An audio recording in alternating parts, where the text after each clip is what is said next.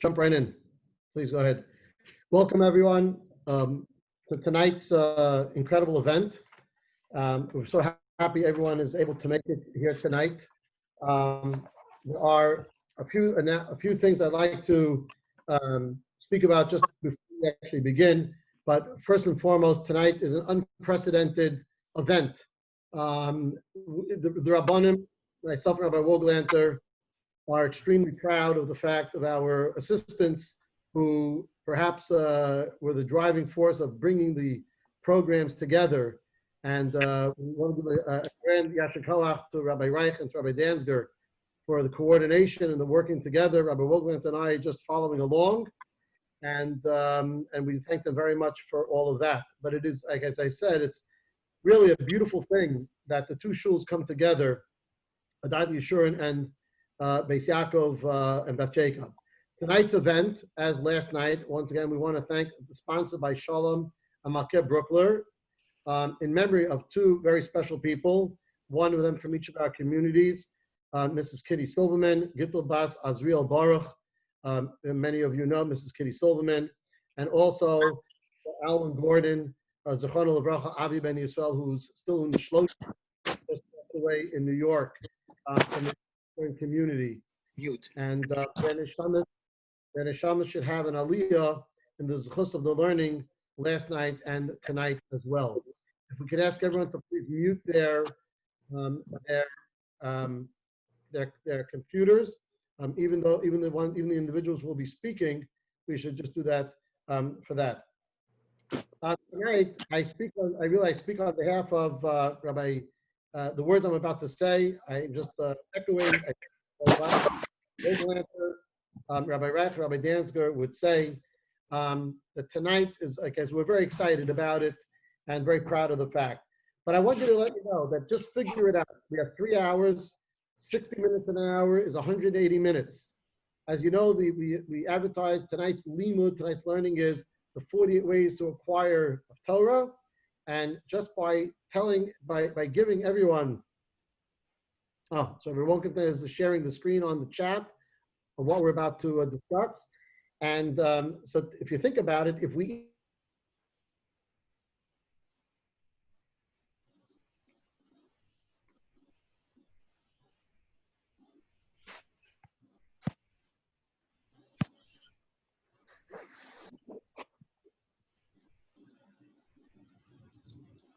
I think we lost him.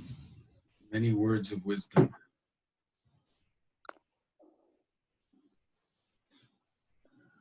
So tonight we're doing so in order just to maximize the time.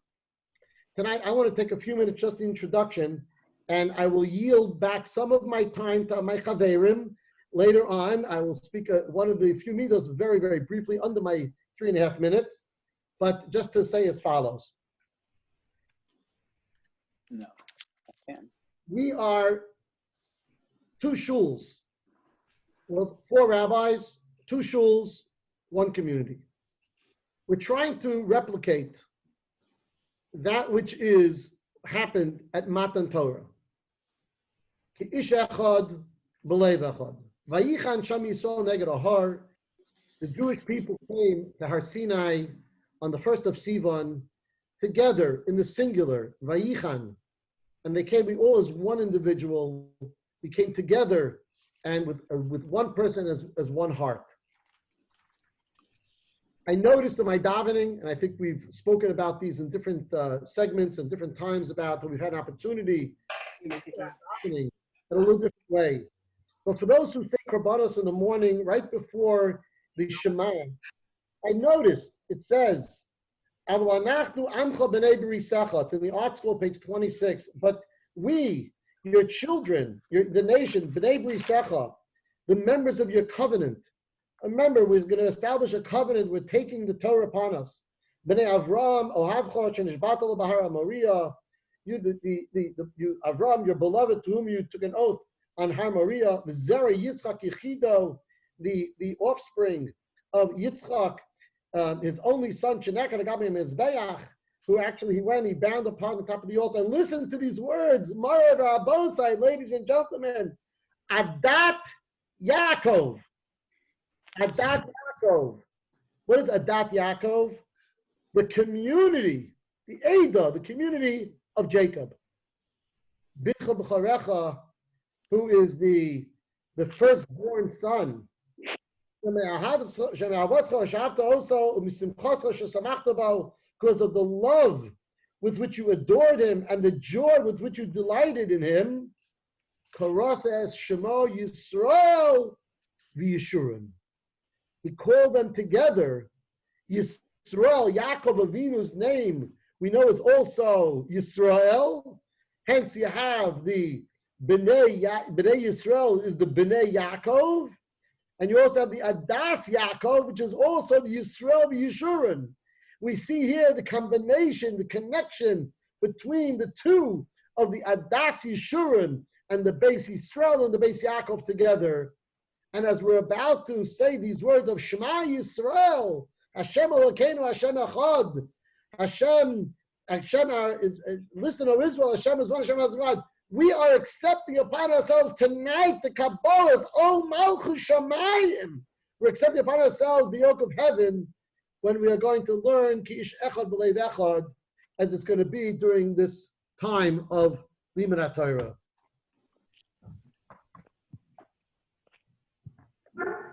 Chazal tell us a very interesting halacha. It says that it says on Chag HaShavuos, there's a halacha, the Gemara in Shabbos, Kuf Chav Tes.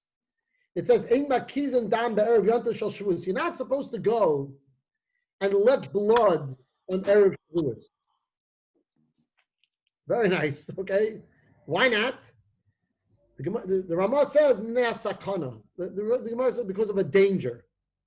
Because we're worried that particularly on Erev Shavuos, on Erev Shavuos, the Gemara explains that the eve before the Torah is given, there was a ruach mezika, a dangerous spirit, a harmful spirit that came down, that the name was tavuach.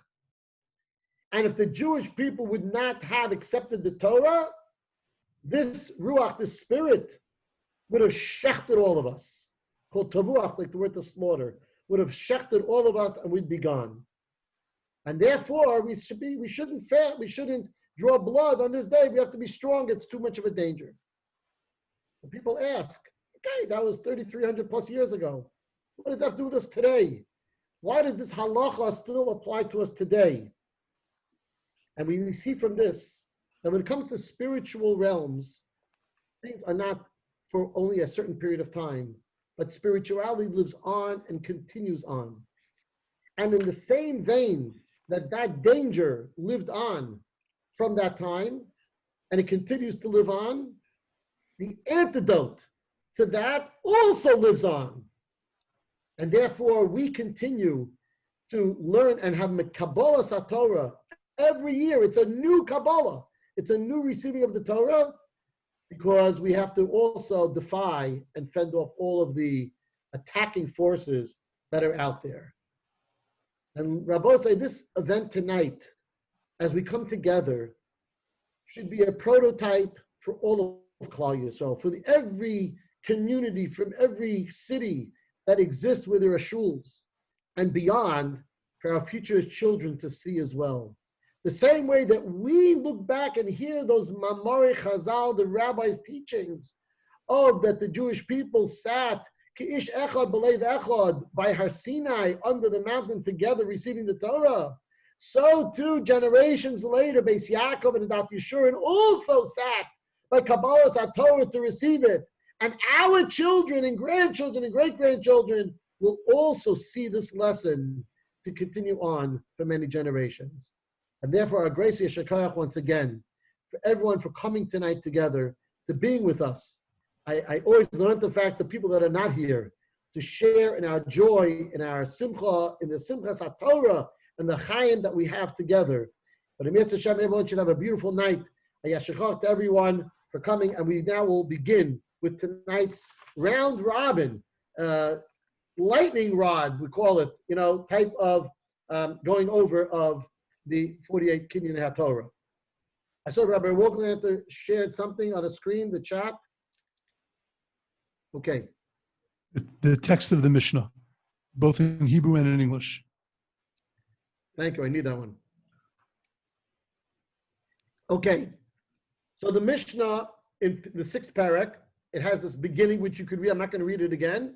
Just getting back that the king in HaTorah is on the highest level.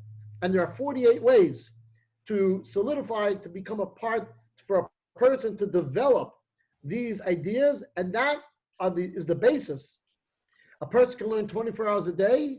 You don't have these things, then you're not going to become a Talmid Chacham. It's not going to become a part of you. Okay? It's now 8:16. We're with the first one. I'm number 1, and then we're going to go in the same order for all of them. Correct? Correct. Okay. The first one is B'Talmud. Okay, B'Talmud. Talmud, we know it means the Gemara, means the study, means a number of things. But I would like to just explain in a very, very simple way an idea of, for a person to really become a great person in Torah. And I think it's a very fundamental principle. And it was on that Rav Scheinberg, Rav Chaim Pinchas Scheinberg, he was the Rosh Yeshiva Zatzal, he was the Yeshiva of Torah or Yeshiva in Eretz Yisrael. He lived till over 101 years old. He once said that there are 2 things that a person needs to become a Ben Torah. 2 things. And again, we're talking about to become a Ben Torah, to become someone who is part of them. And that is, number 1, Yegiya. A person has to strive. A person has to put forth effort. It just doesn't come, not like secular studies, where it just automatically flows in. You just read the books and so on.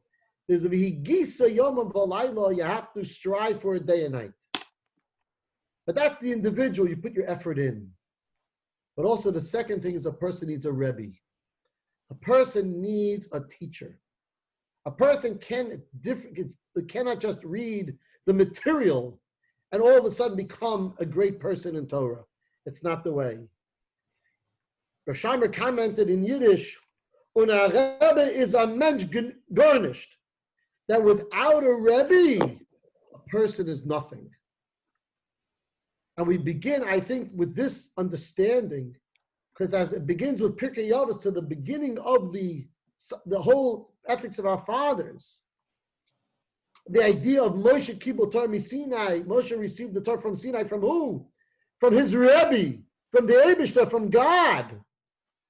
And then Moshe went to Masar Yeshua. It was a transmission, it was a handing over. No one just said, okay, here, take it and just read it and learn it and, figure it out for yourself. Everyone needs a Masorah, whatever Masorah it is. There are a lot of strands to it. There are a lot of different ways. No one is saying that there's only one derech. They all lead to the one, but they're all different ways we could do so. And therefore, the word of Talmud is to learn Yegiyas HaTorah in a way of striving, of putting forth the effort. But also, we need the leadership. We need a person who can make sure that all of our efforts are going the right way. If a person exercises, but he's doing the wrong exercises, he's going to waste all of his time and energy. But if he has that coach, he has that individual who tells him, do it this way, you got it this way, a little more this, a little less this, he'll maximize and he'll become that gibor, he'll become that great, strong person. And in Mitzvah Hashem, that's what we have to learn about the Talmud, the way to learn Torah. I yield my time. Okay, Shkach, that gets punted over to me. Also, I want to share that tonight is really incredibly exciting to be able to have everybody together, to be able to learn together, sort of live Shavuos before Shavuos, in itself a tremendous preparation for Shavuos. And it's really a beautiful moment and a great event. And I hope that we get enough screenshots of this to keep the memories of this alive for a long time. Okay, number 2 is Shmias HaOzen.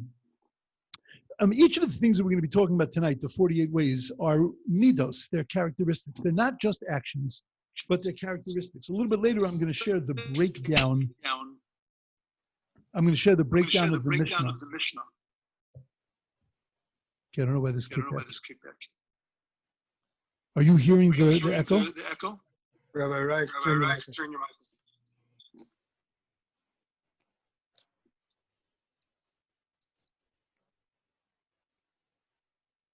Okay. Okay, so each one of these 48 is a midah, is a characteristic. It's not an action. The difference between a midah and an action is that an action is something you do, but it's not necessarily something you are. And each one of these things is something that you need to become, that we need to become, in order to be able to master Torah, to really be Kona Torah. There is a very big difference between doing Torah and being Torah, between learning Torah and Torah becoming a part of you. A person can be, I always say that there's a very big difference between a religious person and an Oved Hashem, and a person who serves God.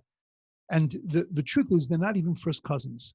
A person could be a totally religious person, totally follow all the laws, do whatever you're supposed to do, but yet not be an Oved Hashem, not be one who's serving God. And that our objective is to be an Eved Hashem, to be a servant of God's. To be a servant of God's means we have to have a certain personality. And all of these 48 ways are ways of developing that personality. The second way is called Shmias HaOzen, that there has to be, you have to hear. Now, what does that mean? So, of course, on one level, Shmias HaOzen means that you have to verbalize. You've got to say over, when you're learning Torah, you have to say it over so that it goes into your head. Because if you just do the Evan the Woods speed reading, sight reading thing, and you just, you read it, you understand on a certain level. But when you say it out loud, and that's why when you walk into a Beis Medrash, the sound is incredible. Yesterday, we, Baruch Hashem, are in Israel, even in the Beis Medrash is open. We've been back learning in the Beis Medrash. And when you walk into the building where our Beis Medrash is, all of a sudden you're struck with the sound. And the sound is a little muffled because everybody's doing it behind masks and sitting far away from their chavrusas. You have to send spitballs and notes to your chavrusa so that they can hear you. But there's still the sound of Torah, because that's the way we study Torah. You walk into Beis Medrash, see a person sitting alone, and you hear the sound, and a person's learning with a niggun, learning with a sound, because there has to be Shmias HaOzen. You have to be able to hear what you're saying.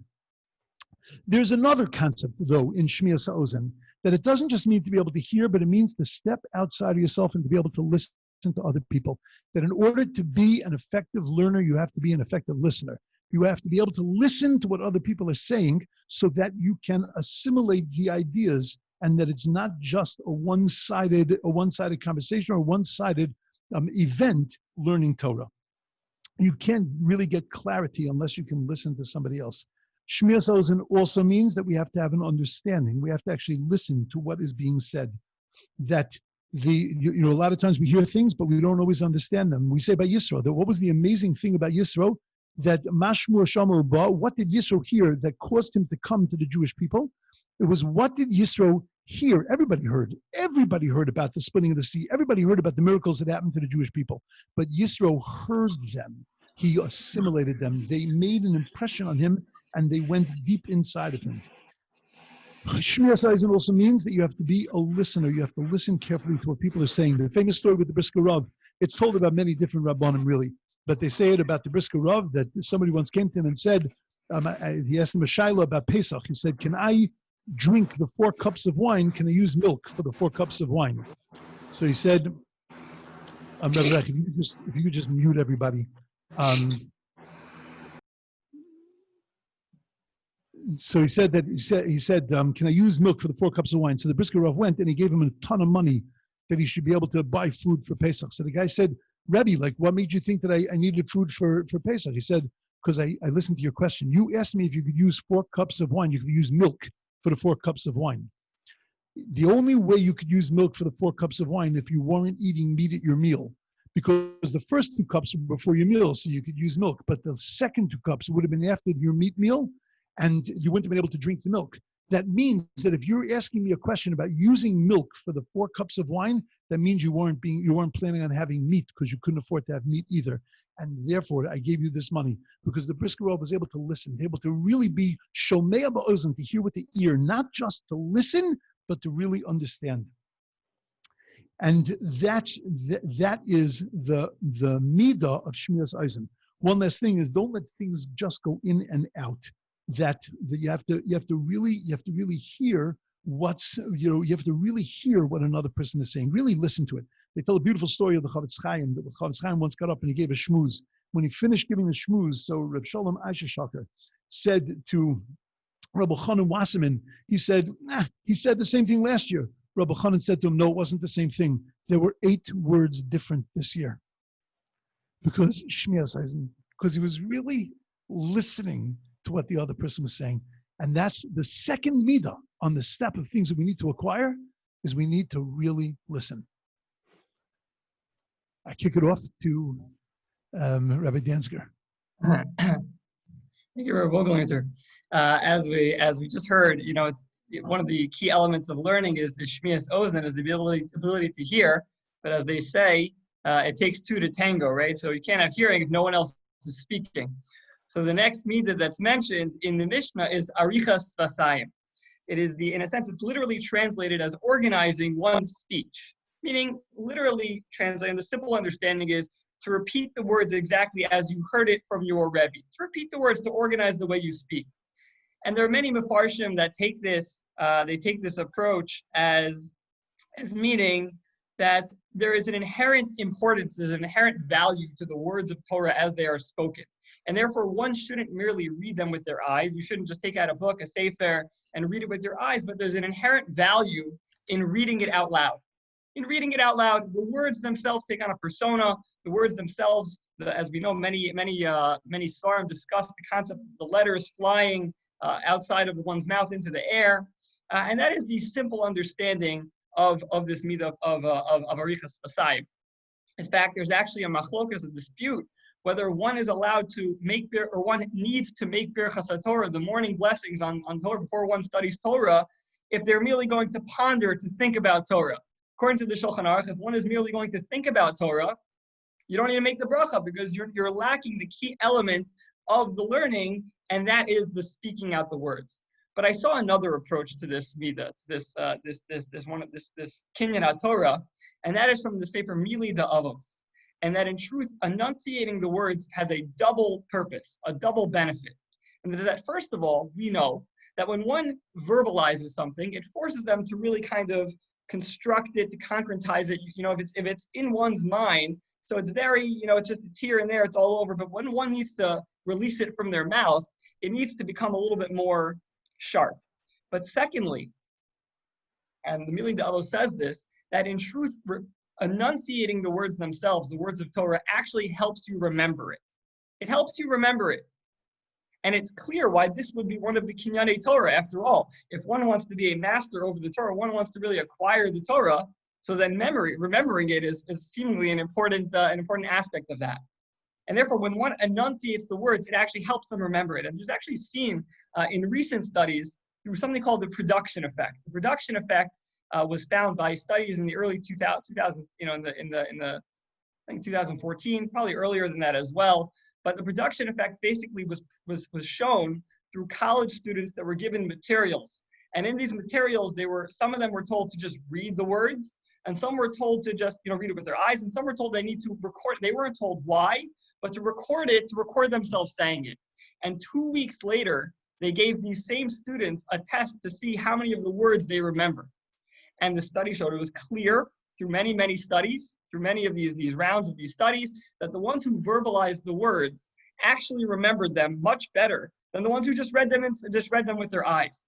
And therefore, again, we always say that whenever these studies, I'm a student of psychology, and my bachelor's in psychology, my master's in psychology, that whenever, very often when we have these principles in psychology, you often find that Chazal said it first. And we see here in the Pirkei Avos, in the Pirkei Avos, that arichas vasayim, the importance of releasing the words from one's mouth, from enunciating one's learning, is a key factor because, again, it not only helps you sharpen the learning, but actually in one's brain, through the mechanism of one's brain, enables you to remember it even better. And with that, I turn over to Rabbi Reich. Ashkar to all the Rabbanim. The next midah is the midah of bebinas halev, that in order to acquire Torah, one needs to have an understanding of the heart. One needs to be able to think straight with their heart, which is an amazing thing, because one would think that it should say bebinas hamoach, that one should think straight with their head, bebinas harosh. We know that one thinks with their head. Their heart is an access point of emotions. But we find in our literature that, leiv is used both, from an intellectual perspective and an emotional perspective, and it works both ways. And, the way Rabbi Hanan Wasserman explained it is that the heart is where the emotions and the intellect meet. So what is this kinyan HaTorah, this way to acquire the Torah through bebinas halev, through this understanding of the heart? So the way Rabbi Hanan Wasserman explained it, the Baranovich Rosh Yeshiva, who was a Rosh Yeshiva of the Baranovich Yeshiva, and it was not a yeshiva gedola, it was a high school that really was a preparatory school for his students to go on to major yeshivas, and he was molding these young minds. And one of the things that he was focused on is helping them control the fact that Torah needs to be something that doesn't come with any biases, where you can't let your emotions get in the way of getting to the MS, where too often we are shut off and shut down and we close our ears, and because there's an area of Torah that's being taught that for whatever reason is a little bit uncomfortable with us. The Binas Halev is telling us that we have to be able to go past that, to be able to break down that barrier, to be honest and open, and to look at it with a binas halev, with an understanding of not just an intellectual understanding, but also an emotional understanding. We find Moshe Rabbeinu himself shows us the importance of this, that after Nadav and Avihu died, and Aaron HaKohen was in Onain, but it was during the times of the Meluyim, during the times of the inaugural ceremony of the Mishkan, and there were different karbanos, different offerings that needed to be brought, and part of it is that they had to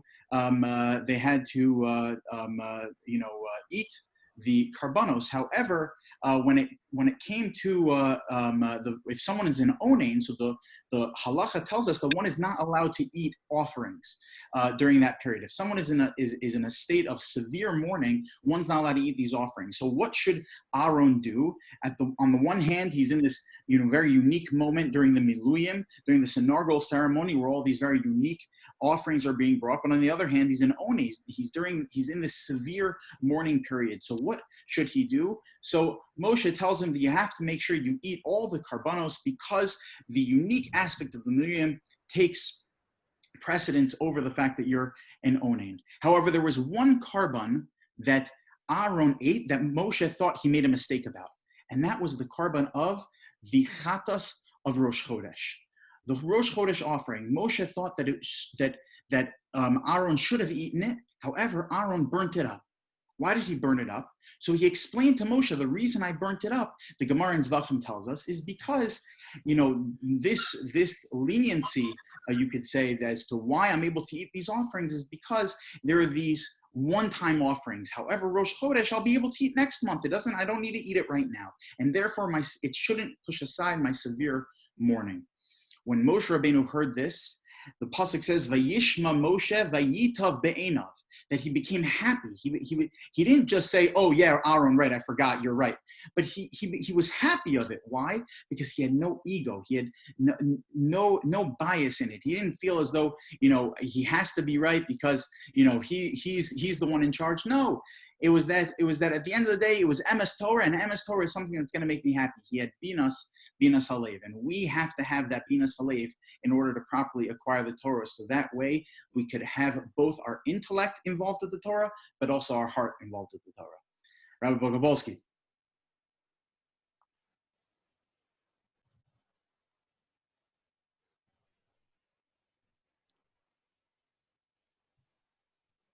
Unmute myself. Okay. Last night, for those who were here, we had a question and answer period, and there were sometimes, we added on to each other's answers, and it was some of them they complimented, they tweaked it, and it was very beautiful. And then I thought tonight, it's a very different. We all have each and every one of our own midah, the trait itself, and it wouldn't be. But I'm very glad because obviously we know that some of them are somewhat overlapping. By the way, someone asked online if we could show the Hebrew text. Is that a possibility to show the Hebrew text? We only have the English. I don't know. I think on the chat both are up. Okay. Yeah, right above the Hebrew. The English is the Hebrew. Right above the English is the Hebrew. Okay, so someone asked me, so just scroll it down, you get the Hebrew. Okay, so some of them overlap, and I was concerned, how that goes. But there's a quick story that if you're ever going to speak somewhere, it's always good to go first, because this way I can say what I say, and the next person they got to fill in if I'm going to say the exact same thing as the other person I prepared. So as Rabbi Wogelent goes after me, there's Ema and Yira. So Ema and Yira are very closely associated to each other. And Ema is awe. Okay, Yira is fear. They're very, very similar. And I'm glad Rabbi Wogelent is coming after me to be able to give the additional and the differentiations. But the point of when a person comes to develop a way of learning Torah, to acquire the Torah, in a sense of, your person has to have a sense of awe. We don't appreciate what happens, and I say we, myself, okay, I'm speaking to myself. We do not have an appreciation when we sit down and we open up a Chumash, we open up a Gemara, we open up any book, any sefer. We don't realize that we're opening up some part of Kadosh Baruch Hu's Shechina, that Kadosh Baruch Hu's presence is there, here, and with us at that time. We just think reading words, we're opening up this book, that book, this sefer, that sefer. Yeah, give me another one, take it off the shelf. Today, it's like we have so many printed things. Every time we open up a sefer, we open up a book of Torah, it is Gilui Shechina. It is a revelation of God's presence within us. How many of us would have the audacity, in a sense, to walk in and just flip it open and think, hey, what did the Yankees do last night? What's going on in this and that? How can we even think of talking like that in front of an open sefer, in front of a closed sefer? How can we even think about it? God's presence is there as if we were receiving the Torah at Har Sinai, when it was given also the Ema, it was given with a fear as well. That's how we have to think about when we open it up. The Gemara in Brachos tells us, Miyom Shechara Beis Hamikdash, from the day that the temple was destroyed, the holy temple of Jerusalem, Ein Lo LaKadosh Baruch Hu Ela Daled Amos Shal Halacha. The only place we could find God is in the 4 cubits of law. Law means to figure out what the Torah is. It's very similar. On the once a year event when the Kohen Gadol, the high priest, went into the Kodesh HaKadoshim, went into the Holy of Holies. He went Lifnai v'Lifnim, he went into the innermost chamber to be almost face to face, almost with the Kadosh Baruch Hu's presence, when the Kapores was right there on top of it was all on top of the Aron. There is Ashras Ashchina, there is the residing of God's presence. And a person's heart, the Kohen Gadol's heart, was filled with Ema, with an awe at that time. And this is something, ladies and gentlemen, that when we approach it, we're just not opening up a magazine. We're not just opening up a book. It's not just a subject. This is something beyond any other human being's comprehension of what we are opening up. And that's how our feeling is to be for this as well. So hopefully when we open it up, whether it's this Shavuos, anytime, realize that we are engaging and having a presence, an in-person meeting with Ribono Shel Olam, and who would not be filled with an awe at that time? I yield to Rabbi Wogelanta. Thank you, Rabbi Gabowski. I had tremendous yira that you were going to say everything that I was going to say, but Baruch Hashem, you left me, I think, a line. What is the midah of yira? Again, I'm in my approach to all of this, I'm focusing on what the characteristic is, not the mitzvah of yira, the obligation of yira, but the concept of yira, the concept of yira, of fear of God, of awe of God. No, you realize that we could speak about this for hours and hours and hours, but the concept of yira put into a sentence is the awareness of the presence of Hashem. When the Torah says, Ma Hashem Elokecha Shalom Eimach, and Ata Yisrael, now Israel, what does God want from you? So the Talmud learns, Ma Hashem Elokecha Shalom Eimach. The Talmud says, don't read it as Ma, what does God want from you? Ki Emiras Hashem Elokecha, but only to fear God. But read it as Meya Hashem Elokecha, God wants 100 from you.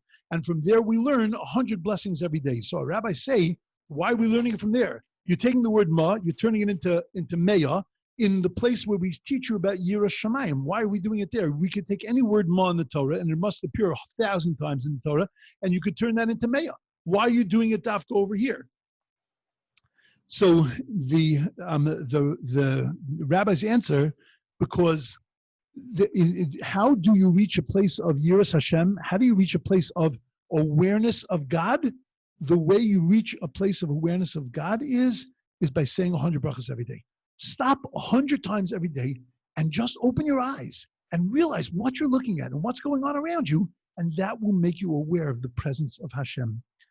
That has to be in place before you start learning Torah. Reishis Chachma, Yiras Hashem. The beginning of the beginning of wisdom is the Yiras Hashem, is the fear of God, the awareness of God. Because once you have awareness of God, you now have a clear vessel to put your Chachma, to put your wisdom into. We used to have a Rebbe that when he would teach us, when he would read Rashi, he would say, Zok Tehillah Rashi. So that you would remember, it's not just Rashi, it's not just, some guy called Rashi, but it's the Heilige Rashi, it's the holy Rashi, because we're learning the holy Torah. The more we are aware of God, so then the more the Torah is able to enter inside of us. Davening is a Jew talking to God. Learning Torah is God talking to a Jew. And that's the way we have to approach it. We have to open up every page of Torah and feel the presence of Hashem. But I'll tell you one last thing that I think it means. Yira means to be in awe. Ema Yira, in awe, aware. You have to open your eyes and you have to be in awe of the world you live in. Every single person that's participating tonight, I ask you to stop for 1 second. Look at your screen. On my screen, I'm seeing Rabbi Bogopolsky. But look at your screen and just be aware of where you are. You're sitting, I'm in Eretz Yisrael. There are some of you in La Jolla. There are some of you in San Diego. There are people that are from New York. We're all over the place, and we're united learning Torah. We take it for granted. Hey, I'll meet you on Zoom. Do you understand what that is? Do you know what this whole event would have been like? What this whole business of Corona would have been like 10 years ago? 8 years ago? We live in an amazing world. There are amazing things that are happening around us. Have a little yira. Open up your eyes. Open up your eyes and see and be aware of all the amazing things that are happening around us. I yield to Rabbi Danziger.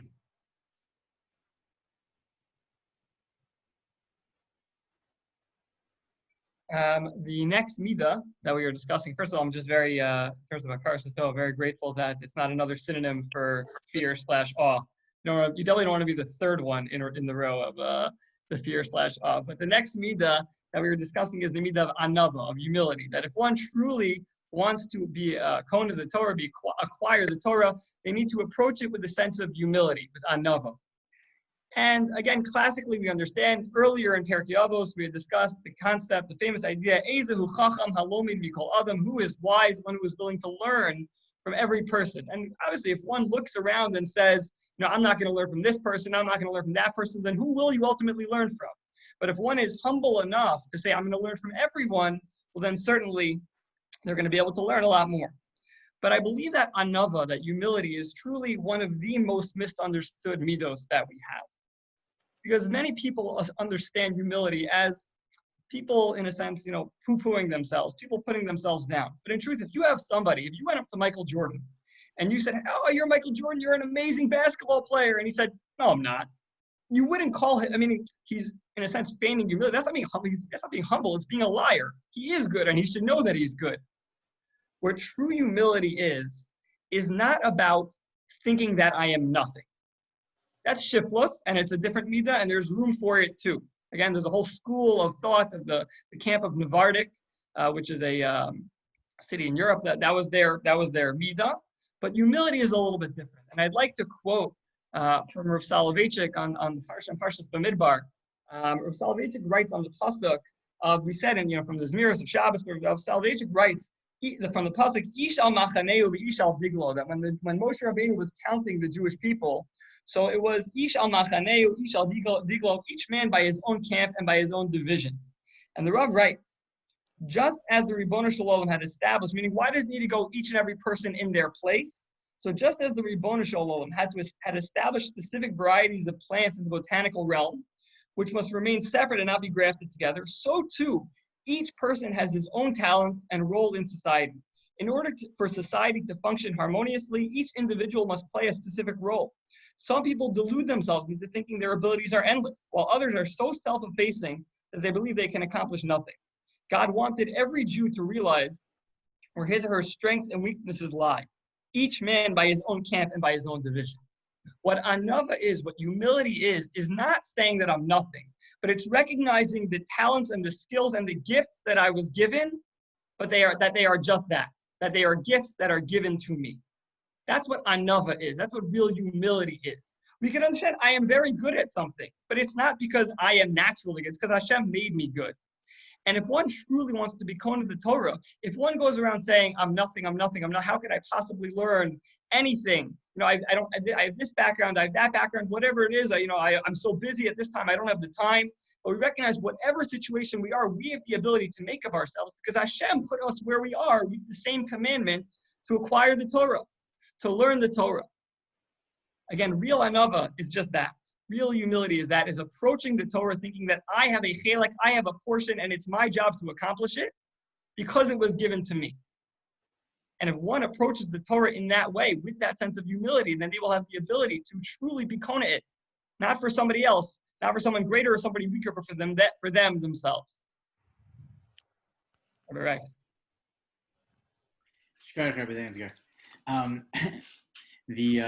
The midah of the next midah that's in the Mishna is the midah of simcha, that in order to acquire Torah, it needs to be besimcha. And as the Bar Tanura and many Rishonim comment that besimcha means ein shchina shora ela betoch simcha, that God's presence, the omnipresence, can only rest within us if we have simcha, if we have that sense of happiness when involving ourselves in the Torah. But it really goes beyond just, simply in order to be able to learn Torah, I need to be happy. Well, why? Why is that? So there's an amazing Arizal, where the Arizal poses an inherent question that I'm sure is a question that we've all asked ourselves, which is, how do I know that I'm up to par in my belief, in my relationship, in my trust in God? How do I know that I really am growing in my relationship with God? How do I know that the mitzvahs that I'm doing, the Torah that I learn, the community involvement, how do I know that any of that is really having an effect on me? How do I know that it's bringing me closer to God? So the Arizal tells us something amazing. He says, it's very simple. It depends on how much simcha, how much joy you have when you engage yourself in those things, when you engage yourself in lofty and holy pursuits, in mitzvos, in learning Torah. Is that something that you are excited about? or not excited about. And how excited you are should tell you just how much you believe in it. And he says it's very simple. Because if, let's say, you were to win the lottery, I not to speak on behalf of anybody else, I know myself, I'd be thrilled. I'd be very happy. Winning the lottery would be a geschmacka thing. And I would imagine it would be great for each and every one of you as well. The Arizal says that if you truly believe, as God tells us, that when you follow in his ways, that you will receive tremendous bracha, that you will receive tremendous blessing, so then every time you have an opportunity to do that, every time you have an opportunity to simply make a bracha, every time you have an opportunity to attend a class, every time you have an opportunity to engage in God in any sort of way, that should be something like winning the lottery. Simple as that. And the more excited you are, so then the more you truly believe it.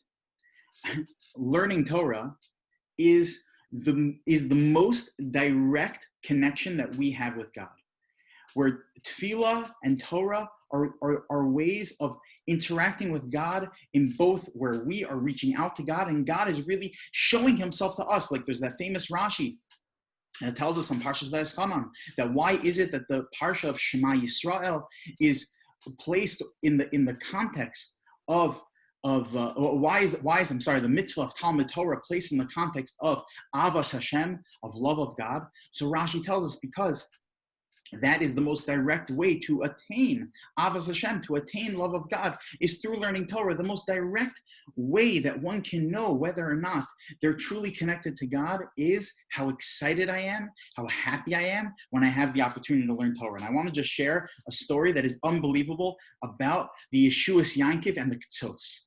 Unbelievable. The Ketzos HaChoshen, Reb Aryeh Leib HaKohen, he wrote one of the most magnificent works that we have on Jewish law in his analysis of the Shulchan Aruch's opinion in the greater context of different monetary subjects in civil law. And it's just an unbelievable work. It's a work that's studied heavily across yeshivas all over the world. When he first wrote this work, so he finished his manuscript and he went to go see the Yeshuas Yaakov. The Yeshuas Yaakov was the Gadol Hador. He was the greatest Torah mind of the generation. He brought his manuscript to the Yeshuas Yaakov. Maybe he'll like it and he'll be able to give me an approbation. He'll be able to give me his haskama that, you know, and I'll be able to print it with my work so that way people will accept it and people will like it and people will buy it and people will learn it. If I have the approbation of the Yeshuas Yaakov, that would be tremendous. So with fear and trepidation, he goes and knocks on the door of the Yeshuas Yaakov. The Yeshuas Yaakov welcomes him in. He says, you know, I see you're on a long trip. Why don't you stay by me tonight? And while you're here, sure, I'd be happy to take a look at your manuscript. That night, the Ketzos, he could barely sleep. You know, while he knows that in just a couple rooms over, the greatest Torah mind of the generation is going through his work with a fine-tooth comb to see if it is up to par of Torah Judaism. And that night he's having a hard time sleeping. He's tossing and turning. And then all of a sudden, he hears the sound of music coming from the street. So Aryeh Leib, he gets up and he's a little bit frazzled. Where's this music coming from?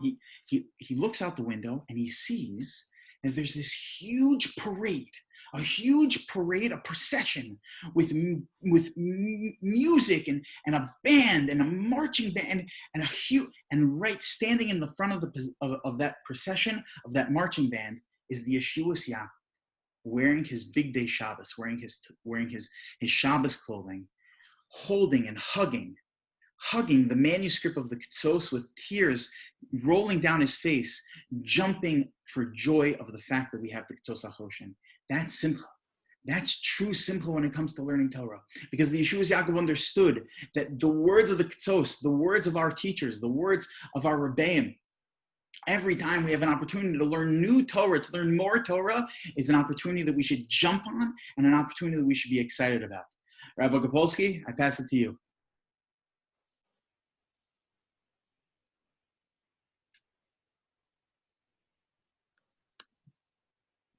Okay.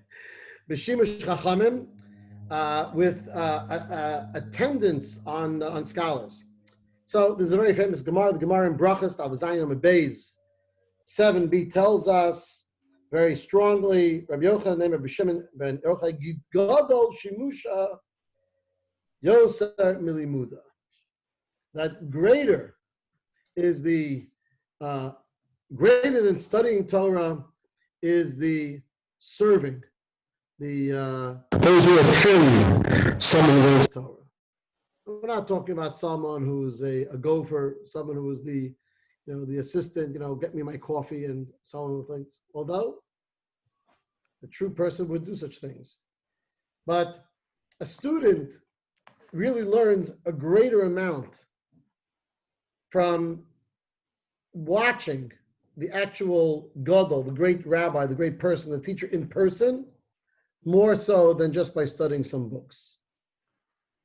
For those when go to medical school and other things of post-college, so there's a certain amount of textual learning, but there's a greater emphasis on being an apprentice, on shadowing, on being the individual who follows along in the hospitals if there was a doctor, just following along and watching them live. And so too with Torah, it's no different. Learning of Torah from a great scholar is seeing how they live, seeing how they act, because it's kihein chayenu. It's our life. It's not just a exercise in our minds of Torah. There's an application of the learning and how we're supposed to actually do something. There's also another Gemara that says later on in Brachas, Ezel Amoritz. Gemara Mem Zayin says, who is considered an Amoritz, an ignorant person? Kol shelo kara Mishna v'lo shimish tamidei chachamim. Someone who's ignorant is someone, true, who has not studied the psukim, the scriptures, but also someone who has not attended or served scholars. I remember my time in the yeshiva, way back when Rabbi Wein, Yibodel L'chaim, would come back from a trip, from a fundraising or speaking engagement, and there was always a friendly fight, arguments that would exist amongst the Bachrim who had cars, who were willing to go to take the Rosh Yeshiva to either to take him to the airport or to retrieve him from the airport and have time to really be a part, have that solitude to see a person how he acts, in this realm. I think that when we attend scholars and the student learns the practice, the actual way to put all of those Torah things that they've learned into an active observance of halacha, not just in the Beis Medrash, but literally in everyday circumstances. Everyday circumstances, talks about famous story of Rabbi Yaakov Kamenetsky. I think he was once with a driver on Coney Island Avenue in Brooklyn, and sure enough, the lanes were going to ease from 2 lanes into 1. There was some construction, and all of a sudden the driver was going to zip past the bus that was right next to them, and he said, "Hold it." He says, "Let the bus go first. There are tzibur, there are rabbin, there are more people there than there are by us." He didn't just say the words that the greater number of people has a greater significance as first rights. He lived it. But yet we have this issue that we think differently, and we have to learn to put into practice. The way we learn from it is by observing and by serving, by being there and hanging out and hanging around those individuals. I want to just say one other point to this, and that is that Talmidei Chachamim, one of the main reasons that I've learned in my lifetime is that when you go to yeshiva and we have our smicha, so there's the 4 chelkei Shulchan Aruch, there's the 4 sections of the Code of Jewish Law. But as we all know, there's what's the idea is there's always the 5th chelek, the 5th section, and that's the section of common sense. And this is something that you don't learn from the books. This is something you only see when you learn from these great scholars from the Talmidei Chachamim. With this, I want to just make an announcement, ladies and gentlemen.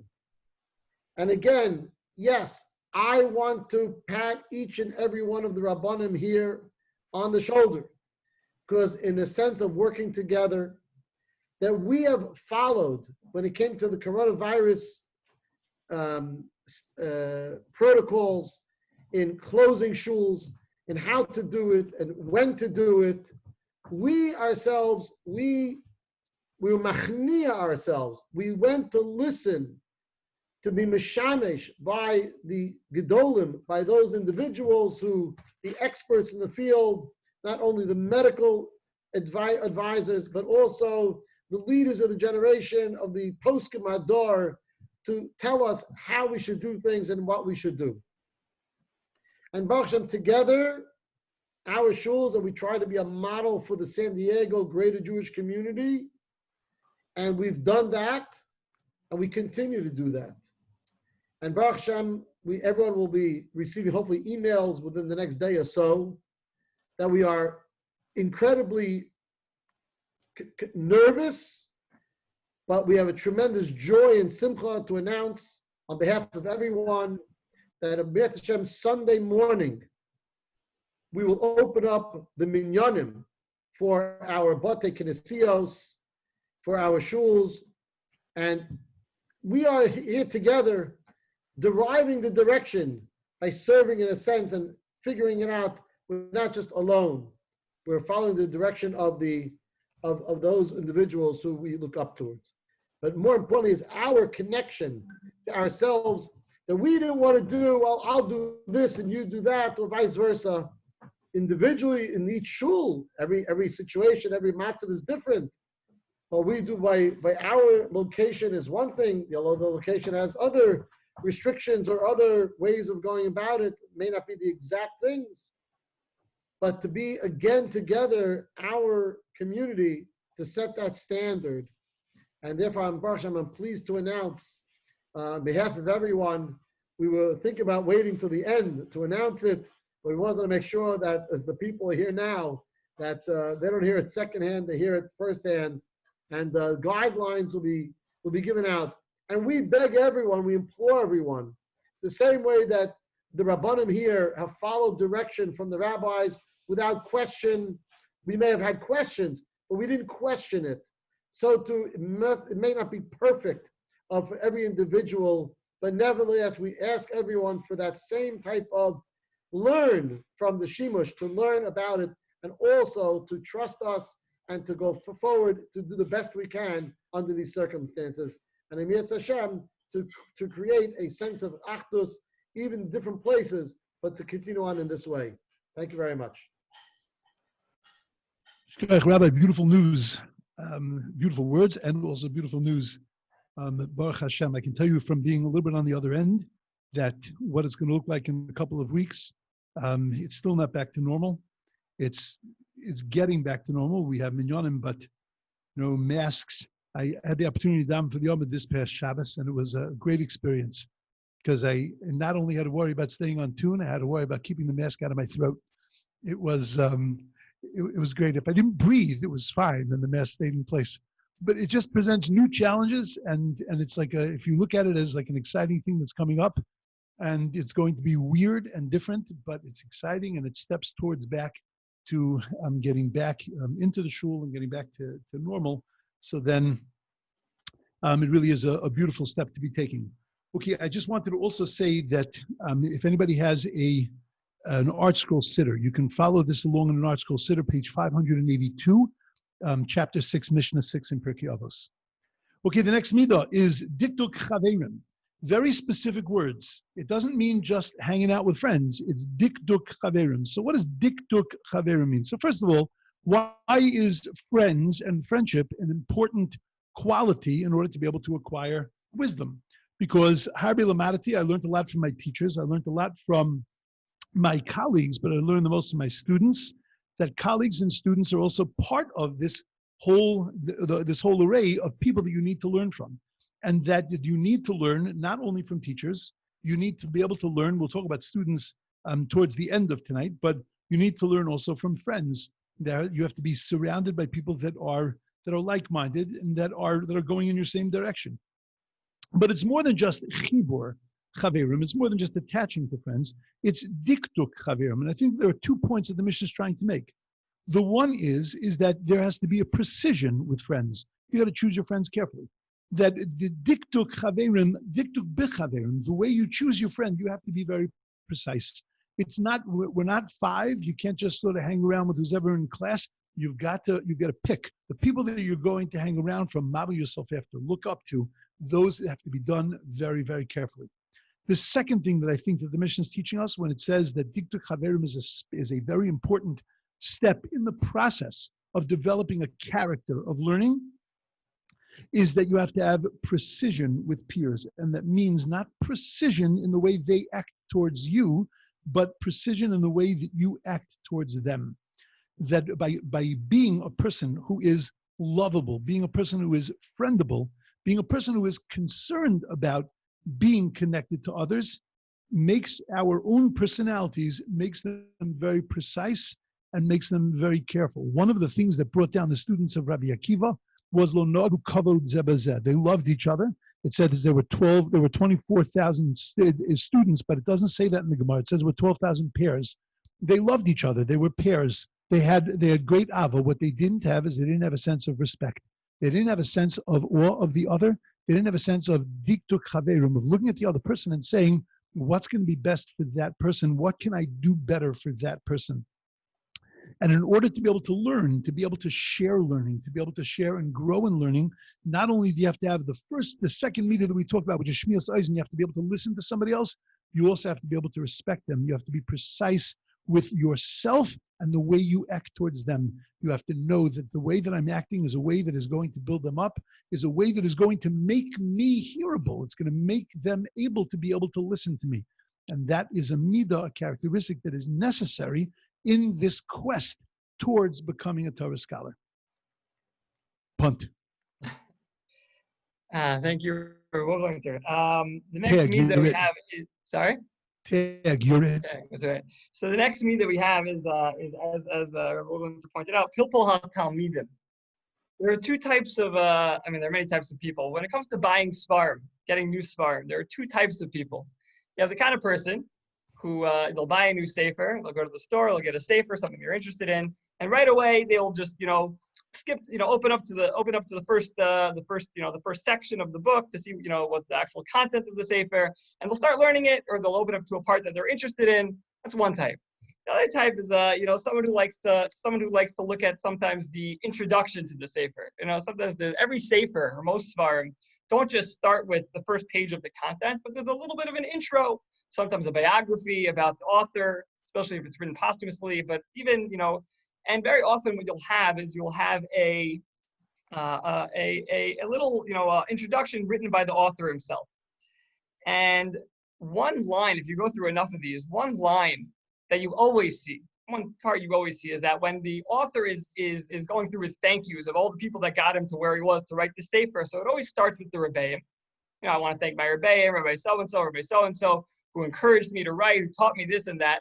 Then it's usually, my chaverim, my colleagues, this, and then always, without a doubt, you'll always see the same line, and that is the line, Rabbi Wogelinter quoted it, that is the line from the Gemara in Makos, the Gemara in Tainus, that says, Rabbi Chanina said, Harbe lamadati, I learned a lot mirabosai from my Rebbeim, from my teachers, mechavera yosu mirabosai, from my friends, my colleagues, I learned more than I learned from my teachers. And from my students, I learned the most out of everyone. Always, it's in every sefer. If the person has students, they always write that. It's legitimate. And the Maharal and others point out that the last 3 midos, of Shimush Chachamim, Diktuk Chaverim, and Pilpul HaTalmidim actually follow after this pattern. That first is the Rebbeim, the Shimush Chachamim, then is the Chaverim, the Diktuk Chaverim, and then finally is the Pilpul HaTalmidim, which is the idea of learning from one's students. And the Maharal explains further, again, based on that same Gemara, that just as when one is trying to light a bonfire, you don't just take a giant log and chuck it in, but you line up big logs and you take a small log, a small a small stick that's on fire, you put it in, and that's what ultimately causes the great fire to come. And the Gemara says that's what it means, that mitalmida yoser mikulan, that these smaller sticks, that the students are able to bring that greater fire out.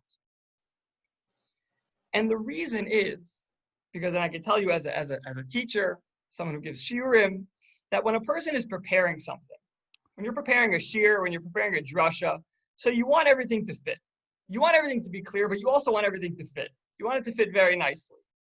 And sometimes if you want it to fit too nicely, so then maybe you'll gloss over something, maybe you'll kind of, or you'll leave something out. Again, not intentionally to mislead people, but sometimes, you'll want to make it sound cleaner than it might be. Again, sometimes it's legitimate, but there's more detail. You don't want everyone to know there's more detail because maybe you're not prepared to discuss the more detail, whatever it is. But there's always the talmidim, the students, the listeners of the shiur who will point out and ask those questions. They'll ask those questions and they'll know. If there's something there that you're skipping over, that you're glossing over, they'll keep you honest. And that's really what it means when we talmida yoser mikulan. That for my talmidim, they weren't sitting there teaching me, but they kept me honest in my teaching.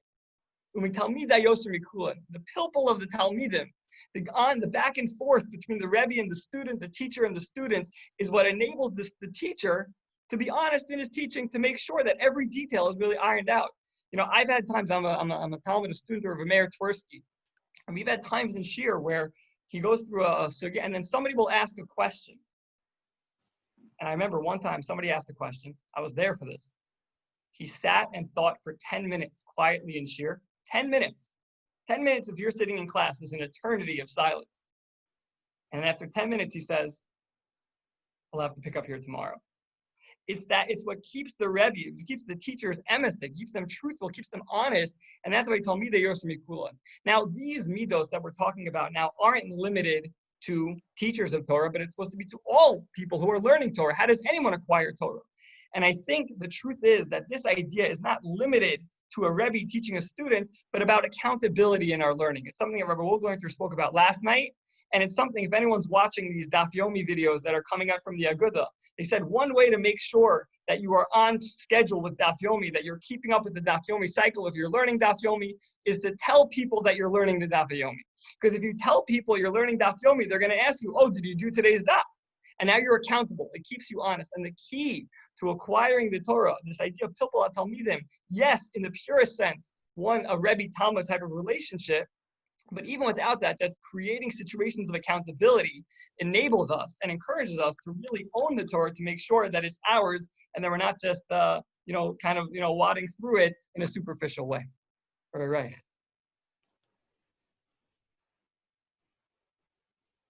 Thank you, Rabbi Danziger.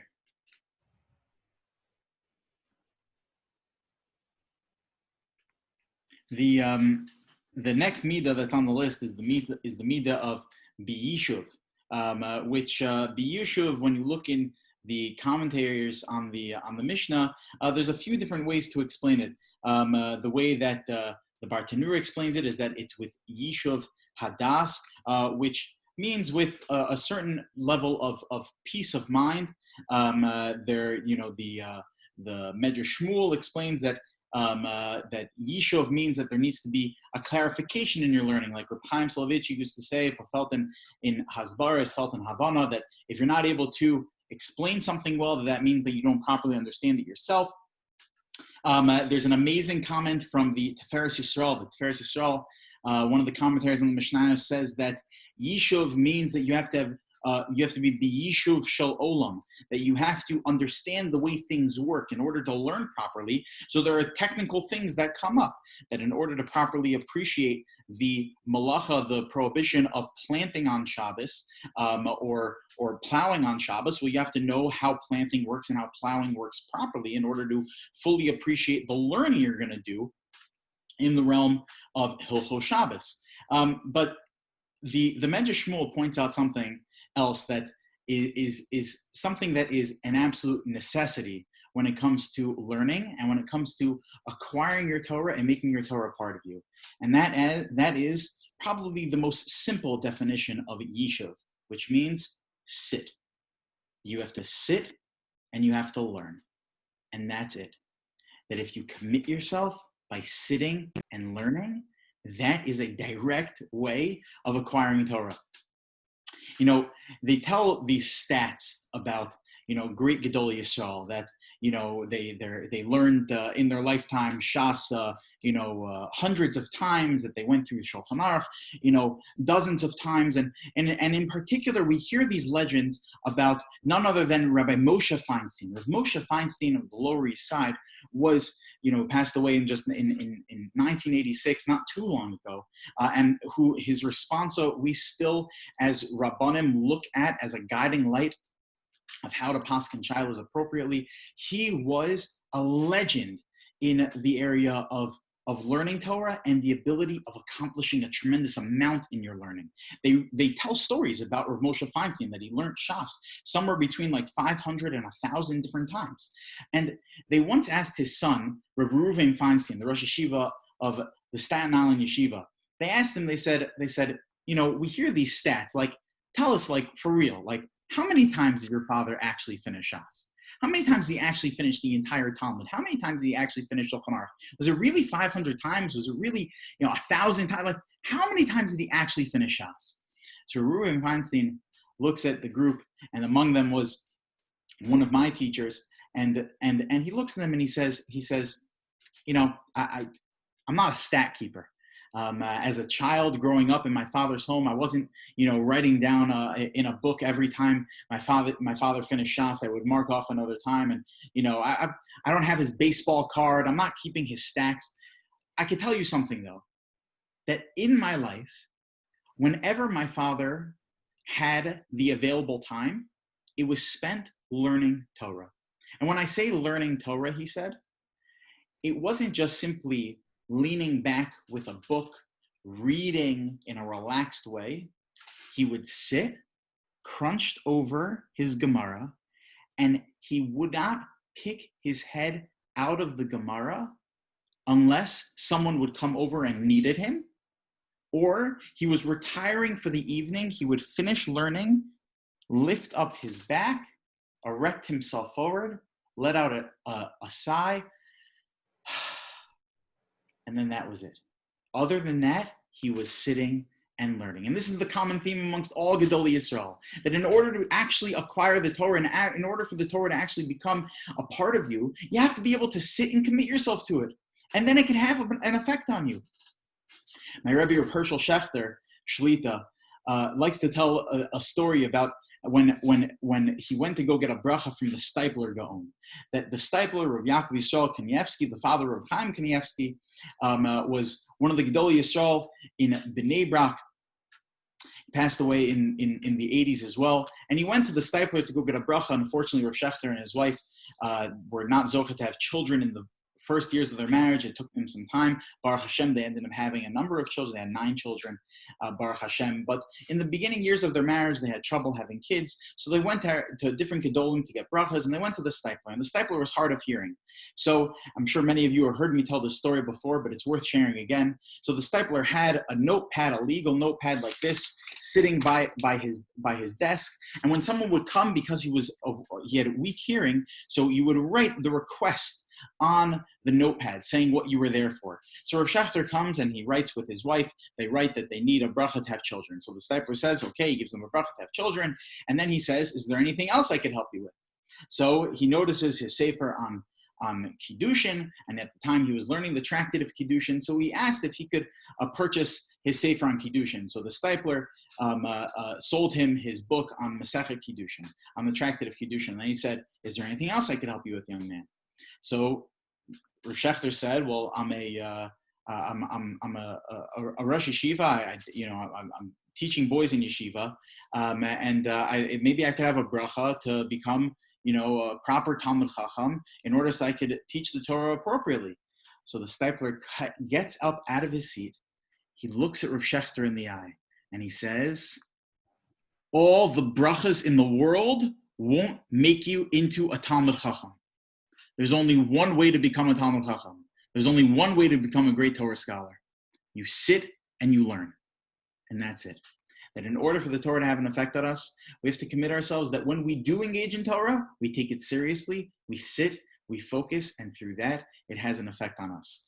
I pass the ball to Rabbi Bogopolsky.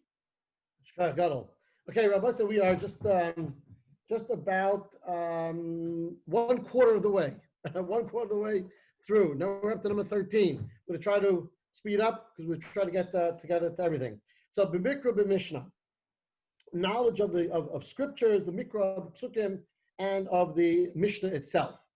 I know we've been out of shul, quite a bit, and I don't want anyone to get out of the feeling, the balabatim, about rabbis' corny jokes. So here comes one, and that is, with the old story about Kabbalas HaTorah, when God was offering the Torah to the Jews, we asked, how much does it cost? He said, it's free. What did we all respond? We'll take 2. Okay, so the 2 tablets, good. Very good. So when it comes to, when the idea is, when someone asks, how many Torahs are there? The answer really is, there are 2. We have the Torah shebichsav, the written law, and the Torah sheba'al peh, and the oral law. Now we understand that they are really intertwined, that one is actually the explanation of the other. But when we speak of the Torahs, they are, so to speak, independent and interdependent.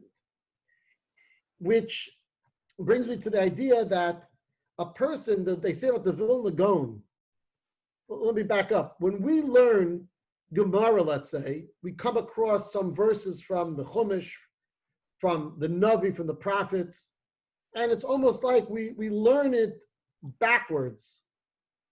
The Vilna Gaon was able, we see the Gemara, so we see the verses. The Vilna Gaon was able to look at the verses, looked at a pasuk, and understood the entire oral law, the entire Talmud through that. And we have an obligation to understand, before you sit down and learn, again, try to focus on acquiring it, maybe what to do, the action. I'll tell you 2 things. My Rebbe, Rabbi Resnick, Yibor L'chaim, always told us in yeshiva that before you begin a Masechta, again, this is specifically about if you're learning a tractate of the Talmud. I know we have many people not learning Gemara, but the principle of the idea is that you should learn all of the Mishnayos, the Mishnah, before you learn the entire Gemara. You'll have a more comprehensive and a better understanding and an easier way of getting through the entire Talmud. And it's almost, I would tell you, to read like the Cliff Notes beforehand. The problem through high school is I read the Cliff Notes, and that's the only thing I read. That was I forgot to read the book afterwards, the main part. But that's what happens. But I sat for a number of years learning Yeridea with Rav Zev Wein, Zechat Tzaddik Livracha, Rabbi Wein's father in yeshiva, learning Yeridea. And when we would learn and we would come to a verse, he didn't have to run to the shelf to get the Tanakh, but just he was a walking Tanakh. I mean, someone who learned by Reb Shimon Shkop in Grodno. He had a fantastic, that's who he was. So I think that when we talk about the knowledge of Mikra, of the scriptures of Chumash, we have to know it so well. And we have to know the Mishnah so well, thoroughly versed, because they really form the foundation of all of our learning. So when you learn the principles and the underpinnings of everything, it gives us an advantage. And I want to say one thing. Kriya, reading, is at the top of my list, because if one doesn't have Kriya, one doesn't have the reading, to be able to read the Hebrew, the words themselves, they're at a tremendous disadvantage. The first thing one has to master is the reading, and from there we go higher and higher to read Mikra, Mishnah, Gemara, and everything else.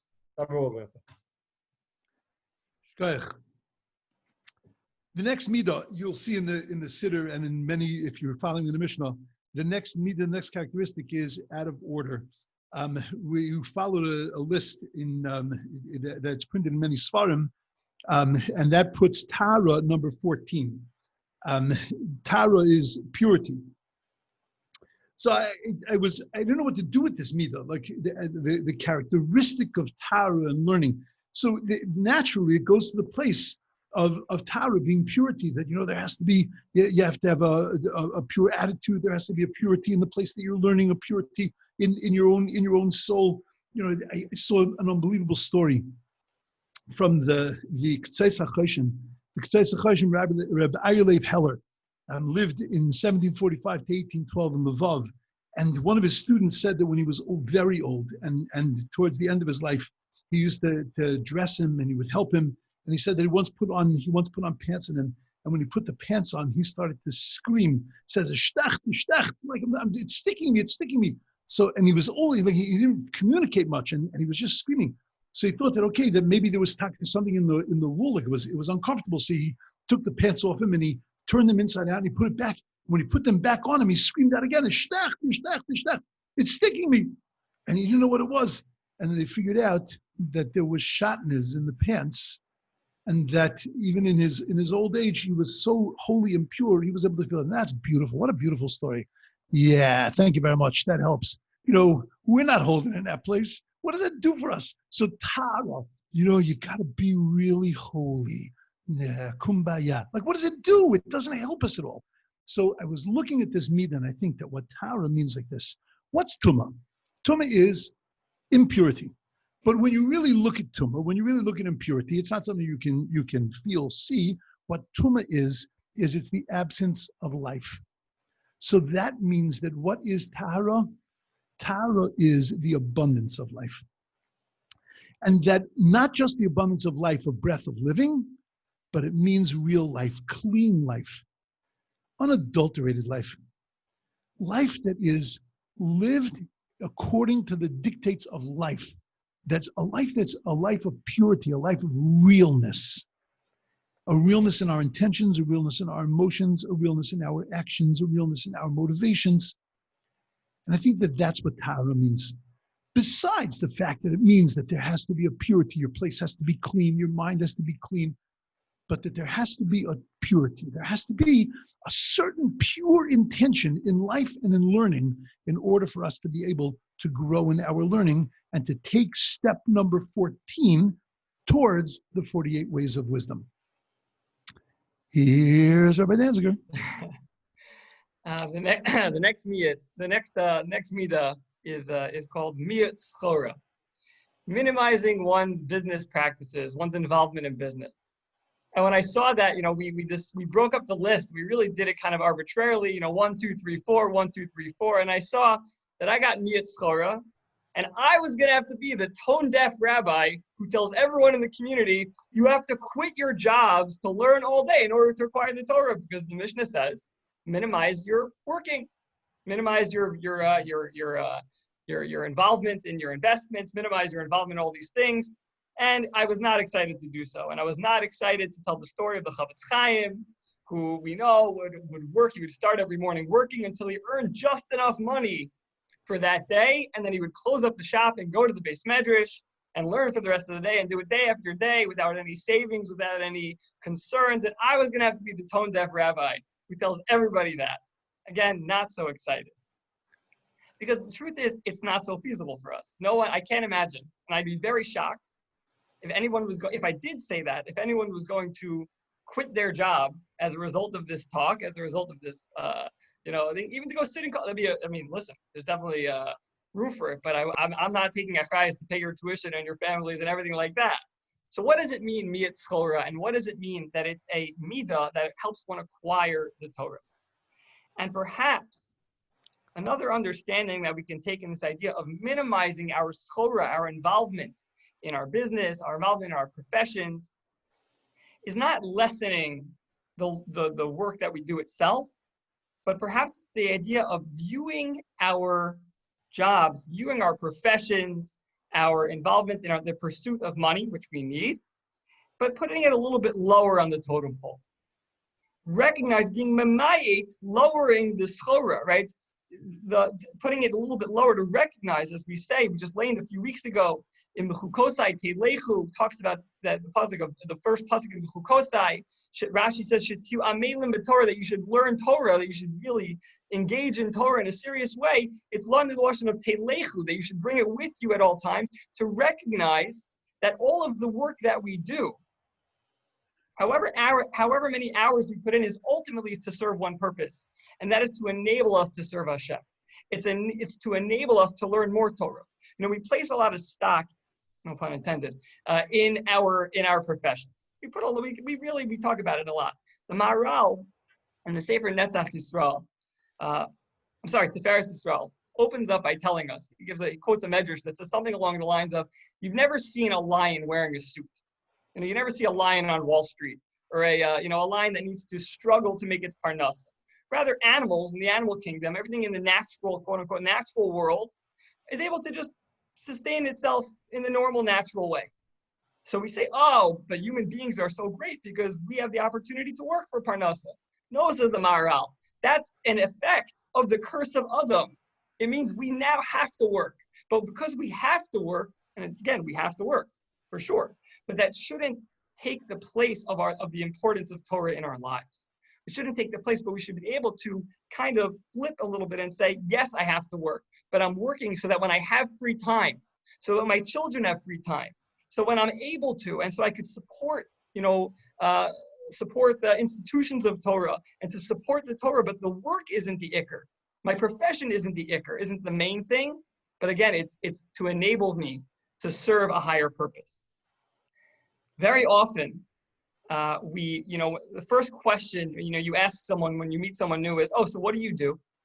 What do you do? And they'll say, I'm a doctor, I'm a lawyer, I'm a plumber, I'm a this, I'm a that, I'm a rabbi, whatever it is. But I once heard that the answer like that is mistaken, because the answer should be, what do you do? Oh, I'm an Eved Hashem. How do I do that? By practicing law, by practicing medicine.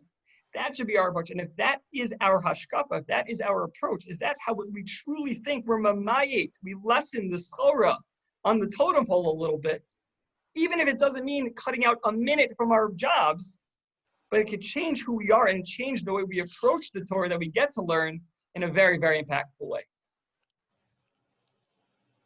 All right.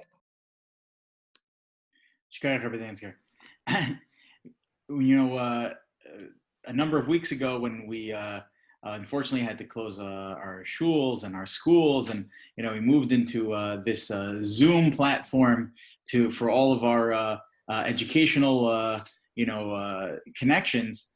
So just like any of the rest of the schools, so the school that I teach at Sky High, also we're on the Zoom, and it took some time for me to adjust. It took time for the boys to adjust.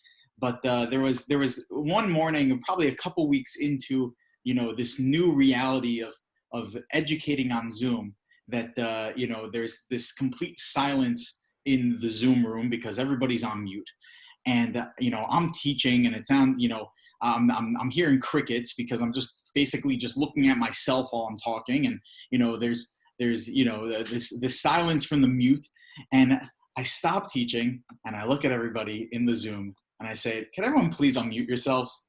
Everyone unmutes themselves. And I said, you know what I miss most about school? I miss the chutzpah. I miss just you guys interrupting me. I miss you guys being chutzpahdik to me. I miss you guys being inappropriate to me. I miss the chutzpah. And I resonate with that idea so much when I came to the next midah, the midah of miut derech eretz, where the Medrash Shmuel says that he brings two interpretations of what this midah is, of miut derech eretz, which technically means minimizing your derech eretz, which has a number of translations. But two translations that the Medrash Shmuel has is number one, that you minimize the way we colloquially use derech eretz, which is being a mensch. So sometimes when it comes to learning, you can't always be a mensch. Because in order to understand the Gemara or to understand the class that your rabbi is teaching, so he'll share an idea, and the rabbi is not making sense of what he's sharing, and if you don't interrupt him at that moment, you might miss the whole thing, and it could be something very important. So you have to be a little bit chutzpahdik. You have to interrupt sometimes, and that if you interrupt, you're a little bit chutzpahdik, you're going to be able to gain more Torah.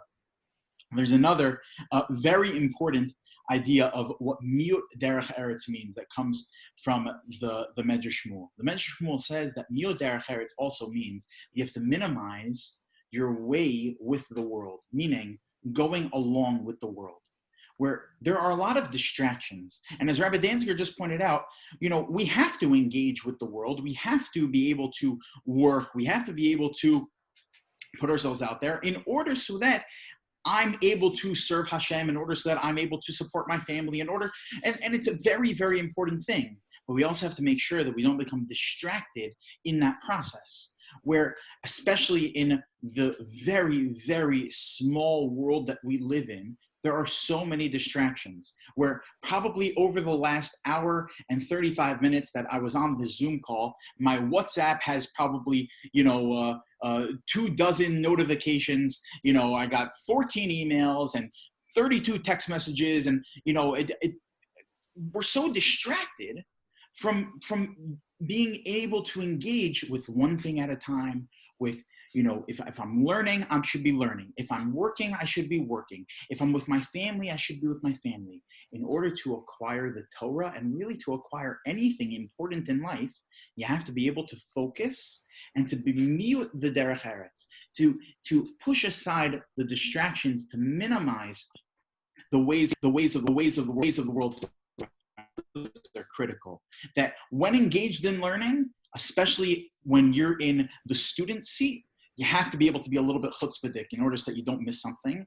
And also to make sure that we stay focused, and we stay focused. By doing that, we're able to attain the goal of acquiring Torah. Rabbi Kapolsky.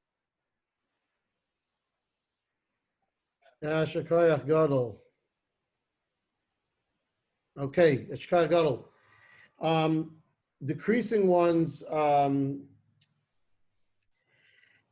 decreasing is a problem in our society, because everything is in excess. Everything is the more you have, the better it is, so to speak. And the next midah is b'miyat tainug. So we know that Hillel, the Gemara talks about that Hillel, the great sage, Hillel was very poor. Famous story how he had to learn Torah. He didn't have enough money to get into pay the fee to get in, and he was on top of the roof and so on. That famous story. I'm not going to say the story in its totality. You can look it up on Shavuos to learn something. But we know that Rebbe was mechayev the Ashirim. The Rebbe, he made it so that he made it that those that are rich are obligated as well. If a rich person is so busy, and I'm busy with good things, I'm busy with chesed, I'm busy with giving tzedakah, I'm busy with communal affairs, I'm very busy not talking about things that are forbidden, but all things that are good. But typically when a person has a tremendous amount of pleasure in this world, we have to try to minimize that. Interestingly enough, I was learning Baruch Hashem with my son the last few days, and there's an interesting thing about Rebbe. Tosfos and Brachos discusses it, that they discuss Rebbe's wealth. And one opinion, Rebbe's wealth, it was so great to describe that he had fresh fruits and vegetables on his table every day throughout the year, something that we take for granted. But then, you ate only, seasonal items, whatever was available in the region. But he had cucumbers and other, fruits from all over the world every day of the year. And they say that part of his chesed was that he gave it to the people who would come to his table. So without going into too much discussion, but this apparent contradiction about, well, Rebbe, did he live by this? Did he live with a little or not? Did he say that he had all of those things at his table, and the table is full of people to enjoy it, but he himself did not partake? He himself was at his table to describe the wealth that he had, but he didn't necessarily use it. We have to know what we use our wealth for, with our oneg, our pleasure, our delight. It's there to comfort maybe someone else, to give to someone else, but to grow. As Rabbi Reich mentioned a few midos before, I can't remember when it was, we don't learn Torah by on the couch, by lying on the couch and so on and so forth. Just as an aside, my son who said we're going to be learning Shavuos night, he said we're going to take some caution tape on EREV Shavuos, and we're going to put it around the couch and around the lounge chair, around the recliner, because he says after the meal, if we dare sit down or lie down on the couch or the recliner, we're done for the evening. So we have to have caution tape saying like, don't sit down, don't sit down. There's no point. That's not the way learning is. You have to hover over. You have to learn in that sense. It's the opposite of pas b'melach tochal. A person with bread with salt and water. That's it. But again, we have too much pleasure in life. It doesn't work as well. I'll just add by an incredible Yalkut Shimoni. Like here's a little bracha. Yalkut Shimoni. At the end of Sefer Yoshua says that if it wasn't for, it says that if it wasn't that HaKadosh Baruch Hu, if it wasn't for the Jewish people that they sinned at the Egel Azov, we forget what happened right after Shavuos. We got to be careful that the great Shavuos doesn't end up in tragedy like it did back then. But if the Jewish people didn't sin, then we only would have needed the Chamisha Chumshei Torah, the 5 books, and Yeshua. Because Yeshua discusses the conquering of the land, and we would have been done. That's all we would have needed. The Medrash concludes by saying, but it says, when he saw what happened, it says that he destroyed the luchos, and Moshe saw the luchos, he saw the letters flying up, and as they left his hands, and he couldn't retrieve them. And at that moment, there was a gezerah, there was a decree upon the Jewish people that we have to learn Torah mitoch hatza'ar. You have to learn Torah through difficulty, mitoch hashibud, through subjugation, mitoch hatiltul, mitoch hatiruv, mitoch hadochek. It doesn't come easy. It comes with blood, sweat, and tears, and working on it. And even if you don't have food, you don't have mizonos. But listen to this. He says, but if a person learns through this and all of this, there is a haftacha, there's a guarantee. God is going to pay them great reward. The Amos HaMashiach in the times of Mashiach. Kaful of a kufo, double and double of double to the square. As Hashem is going to promise us that as much as you put in, it says in Pirkei Avos, Ben Hey Omer Lufum Tsara Agra. According to the pain is the gain. There's no pain, there's no gain. We know this lesson in life. And therefore, people say, like last night, even we have a hard time. Good. That's the way it's supposed to be. It ain't easy. If it's coming too easy, we're not doing it right. Something is wrong. So, but keep that in mind to give us the strength, to be mechazik, to give us that oomph, give us that drive, to know that when you hit a solid wall, you got to get through it, go around it, figure it out. It's something that we need to do. And in Mitzvah Shem, that is the idea of the attaining. If you decrease some of your pleasure and you learn with this way, we're going to accomplish a lot more. Rav Reich. Oh, Rabbi Wogelanter, sorry. Okay. I think the next midah that I'm going to be up at, which is after this one, I'm going to go through very, very quickly just a breakdown of all of these midos. They're actually in groups. There's a beautiful way to see it, and I'll do that the next time. My midah now is miyut shena. It's part of this whole group of miyutim, of things that we have to limit our involvement in. I found it was arbitrary, but I found it was pretty funny that I got the one miyut shina, the limiting of sleep. They once asked Rabbi Chanan if he wanted to sleep. Rabbi Chanan said, if you want to take a little rest.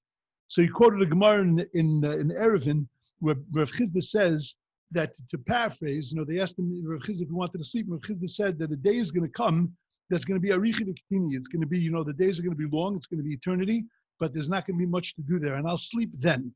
In other words, in Olam Haba, when I get put 6 feet under, that's when I'll do my sleeping. Now, that doesn't mean that a person shouldn't sleep, and it doesn't mean that a person should steal sleep from their health, take away sleep from what they need. But we should sleep what we need. And really, it's not even talking about sleep. What it's really talking about, and all these miyutim, the miyut in business and the miyut in all kinds of things, really what it's coming to tell us is is that focus, focus, focus. And that if you have focus on your learning, so then you will be successful. And that's really the key. Mute Shana, it's not really that you have to make sure that you don't sleep much. What you have to make sure is that you don't oversleep, you don't overindulge. You don't overindulge in anything that would get in the way of your learning Torah, that would get in the way of your growth. And that's what the Midah is telling us. Tag you it.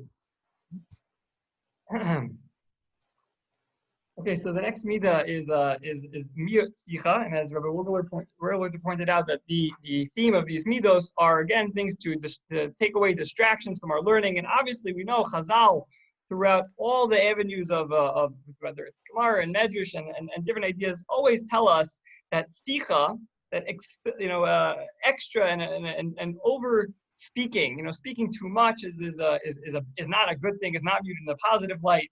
Chazal tell us that the fence around wisdom is silence, and we know that many testimonies from the Tanaim and the Amoraim that the greatest thing they saw in their lives was shtika, was silence, and limiting sicha, limiting discussion. And for sure that's true. And this is how the Maharal and many explain this midah as well. But along the lines, as Rabbi Reich was pointing out before, that there's always a little bit of a knetch, of a twist that you can take when it comes to reading these midos, and that is from Aaron Walken, the Pinsker Dayan, from in the 1800s, 1900s.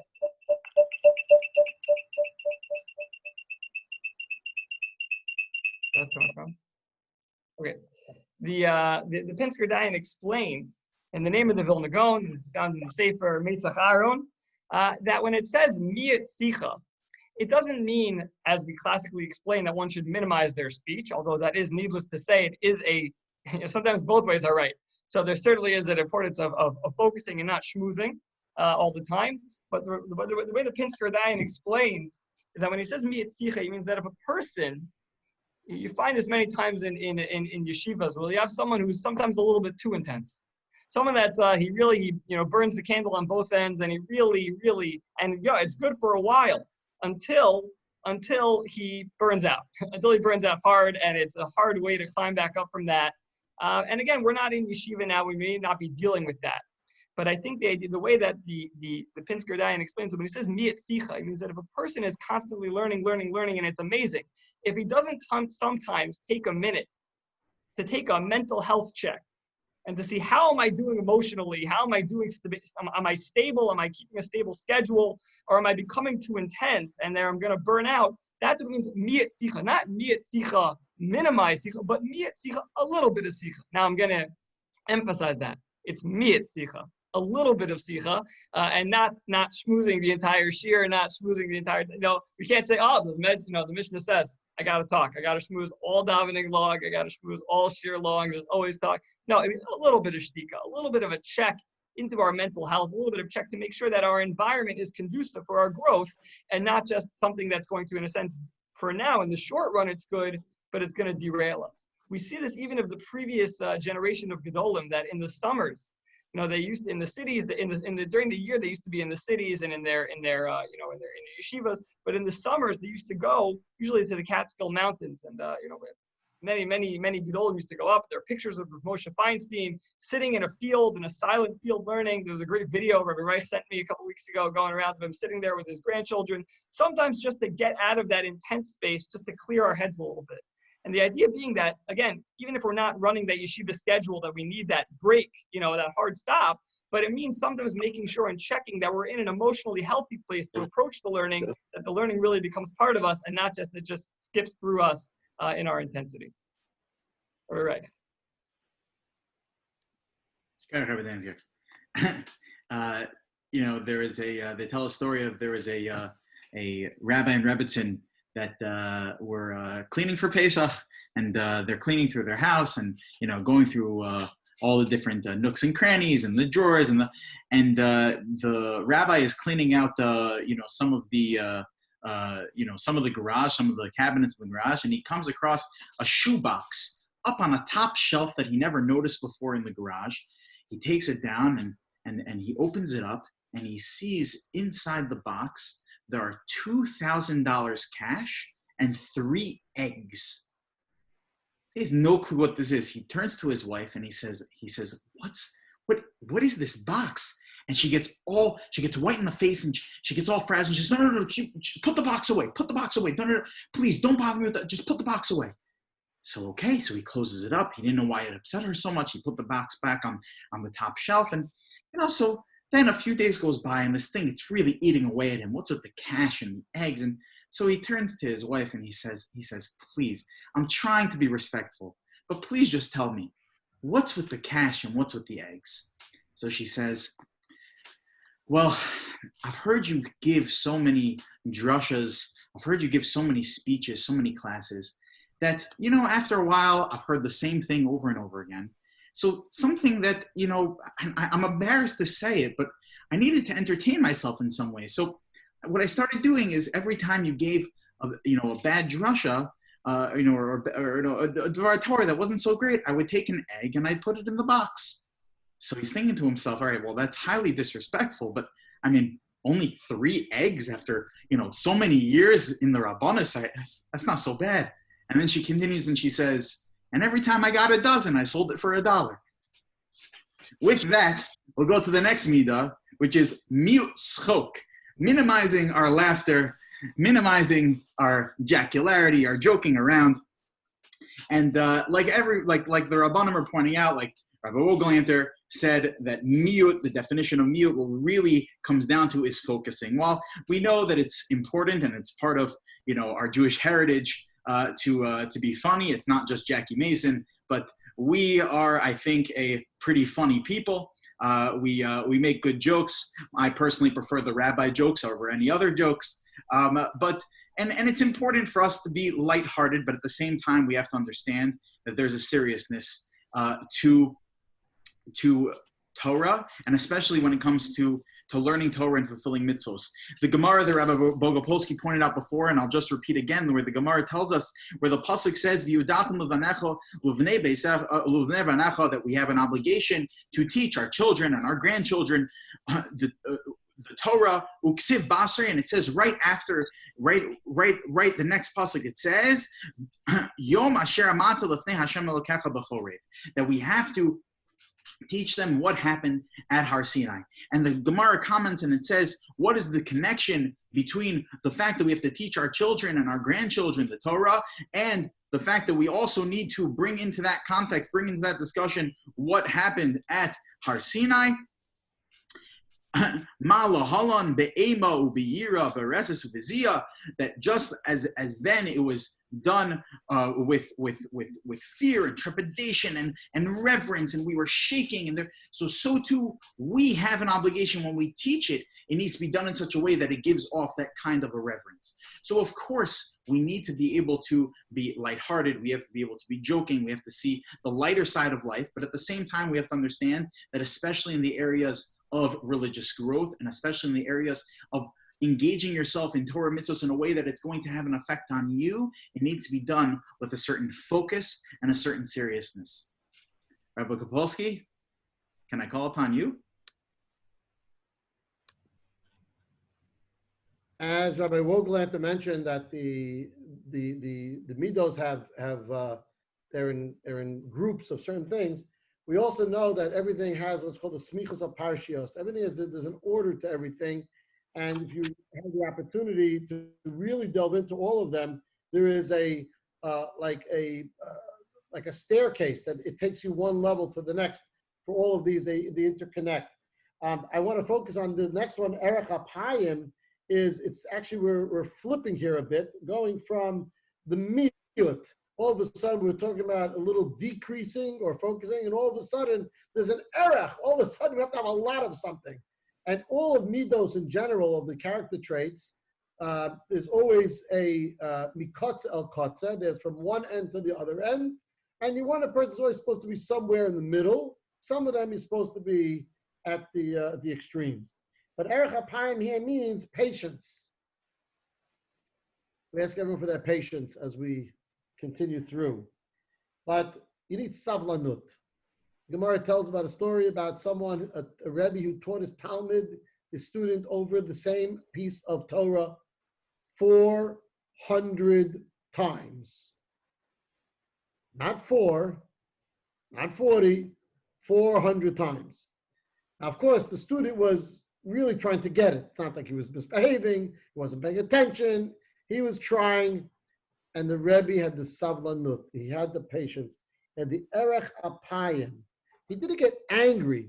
Erech apayim means really slow to anger. He wasn't angry, but he was kovesh. He had to overcome what the initial anger would be. Shlomo HaMelech, King Solomon says in Mishlei, in Perek Tezayin, Pasuk Lamed Beis, Tov erech apayim migibor. We don't realize that he who is slow to anger is better than a mighty man. It takes a tremendous gibor, strength to overcome, to make sure that you have patience, that you don't lose it with someone, that we have this extreme patience. When we do have anger, anger causes a person to forget things, and then they make errors in their judgment, and someone who's not patient cannot teach, will not be a good Rebbe, and therefore he won't appreciate the pilpul tamidim. He won't have patience for the, as mentioned before, the discussion with the students. And a student, on the other hand, also has to have the same idea of erech apayim. They have to have patience with the Rebbe. You know, sometimes the rabbi is explaining something, and say, Rabbi, come on, let's go. You know, it's good, it's bad. On both sides, we need to have patience to accept on both things. And in a sense, to be a disciple, in a sense, to be like a student, really it requires discipline. Same shorish, same word. And that's instituted by the individual, by the teacher, over to the student, and the student to the teacher. So we should all work on this meter, because it's something that when you have patience and you don't answer back right away and you don't get angry, there are so many things. Torah, we're talking about Kinyan Torah, but beyond, a person just takes a step back, count to 10, whatever mechanism you want, a person will succeed in far greater measure than they would in being angry, by responding immediately, or rather, don't get angry, have the patience. We'll see great success in that area, and particularly in the Kinyan Torah when it comes to teaching of Torah. Okay, quick breakdown of the way things work here. So the beginning were the preconditions that were needed for learning. Those are the first 4 midos. Then the spiritual qualities that a learner possesses. Ema, Yira, Nova, Simcha, Tara. Then the atmosphere that is conducive for learning. The Shimush Chachamim, the Dibuk Chaverim, the working with friends, the working with teachers, the people Talmidim, the people talking to each other. Then the tools that the learner has to have, the tools of Mikra Mishnah. He has to know the basics. He's got to know the written Torah, he's got to know the oral Torah. Then the keys to learning, which is focus, focus, focus. Those are all the miuts. And then this section that we're in now, be a mensch, character traits that the learner has to possess. And then we're going to, from number 26, which is the Samech B'Chelko, Makir Makomo. All of those are the things that happens to a learner. The first thing that happens to a learner, that he develops spiritual qualities. Then his character changes. He loves, he's beloved by God, loves people. Then he becomes overly honestly humble, which is misrachid mina kavod, and he doesn't become haughty, And then the final set is he becomes a lover of people, and then he becomes the ultimate learner. And that's just a very brief, quick breakdown of what's going on here. Leiv Tov, the next midah, which is number 22, could be spoken about for hours, or could be encapsulated in a few very short sentences. What is a Leiv Tov? What is a good heart? A heart that is free of hatred, a heart that is free of jealousy, a heart that is free of anger, a heart that's full of love and interest in that other people should have it good. A Leiv Tov is not begrudging other people, not walking around with emotional scars, because if you got emotional scars, it's going to be very hard to learn, because your Rebbe is going to be your enemy. He's going to be the guy who's getting you, not the guy who is building you. And a Leiv Tov, in order to be able to have a good heart, You have to have a good heart to be able to deal with students that are better than you. You have to be able to deal with students that get it faster, that get it better, that have climbed higher. You have to have a leiv tov, to look at them with appreciation, to look at them with value, to look at them and say, wow, I'm so happy that the other person is succeeding. Leiv tov is a midah that is critical in order to be able to acquire our place in learning. Rabbi Dansker. The next midah is the midah of emunas chachamim, of having faith and trust in our chachamim, in our leaders, in the rabbis. And in truth, it's a very timely midah to be mechazik, because again, this time in the country, nationally, we've seen a split among rabbinic leadership in how to approach the whole coronavirus situation, which leads to a breakdown, unfortunately, in emunas chachamim. When people think, oh, well, my rabbi says this and your rabbi says that, which means that, and there becomes a whole tumult about whose rabbi is right and the like, and the concept of emunas chachamim is challenged. But the most important thing to recognize is that the chachamim, the gedolim, are human beings, are not infallible. They are human beings. But at the same time, I once heard from one of my rabbis, Rav Meir Goldvicht, who said in the name of Rav Moshe Shapiro that why should it be that just because somebody learns more that I should go to them and I should trust them and I should rely on them. In truth, it was actually from a different perspective of who am I to give advice to people? How does a Rav decide when they are ready to give advice to people?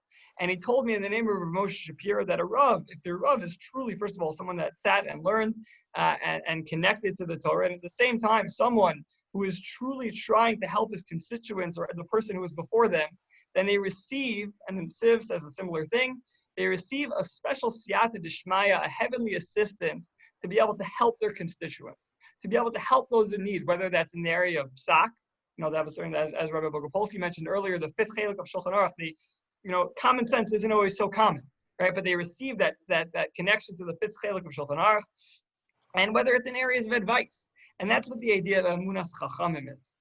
Very often, we see that nobody would ever, I can't say nobody ever, but if somebody goes to a doctor for advice, they're not going to challenge them medically unless they themselves are a doctor. Or if someone, has a question in finance and they go to someone who works in finance, unless they have a background in finance, once they receive a response from that person, they're not going to challenge it in their field. Who in their right mind would challenge someone in their own field when you're not experienced there?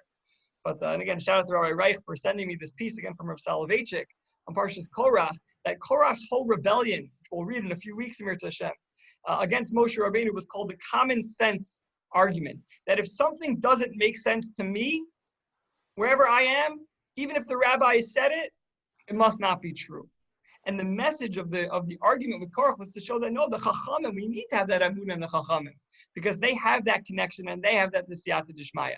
And when there are disputes among the Rabbanim, my rabbi says this, your rabbi says that, to have Amunah Chachamim means that, and this I heard from Rav David Hirsch, that it doesn't mean that I always need to agree with everything that someone else's Rav says, but I need to respect it because they are a Rav, they are someone that's a Chacham, they have that connection to the Torah, the connection to the Rebbeinu Shalom, and that is the midah of Emunas Chachamim. Rabbi Reich. Go ahead, Rabbi Dansker. Rabbi Dansker, as you were going through that midah, it was very nostalgic for me, as Rabbi Dansker had mentioned a number of the Rebbeim that we shared together.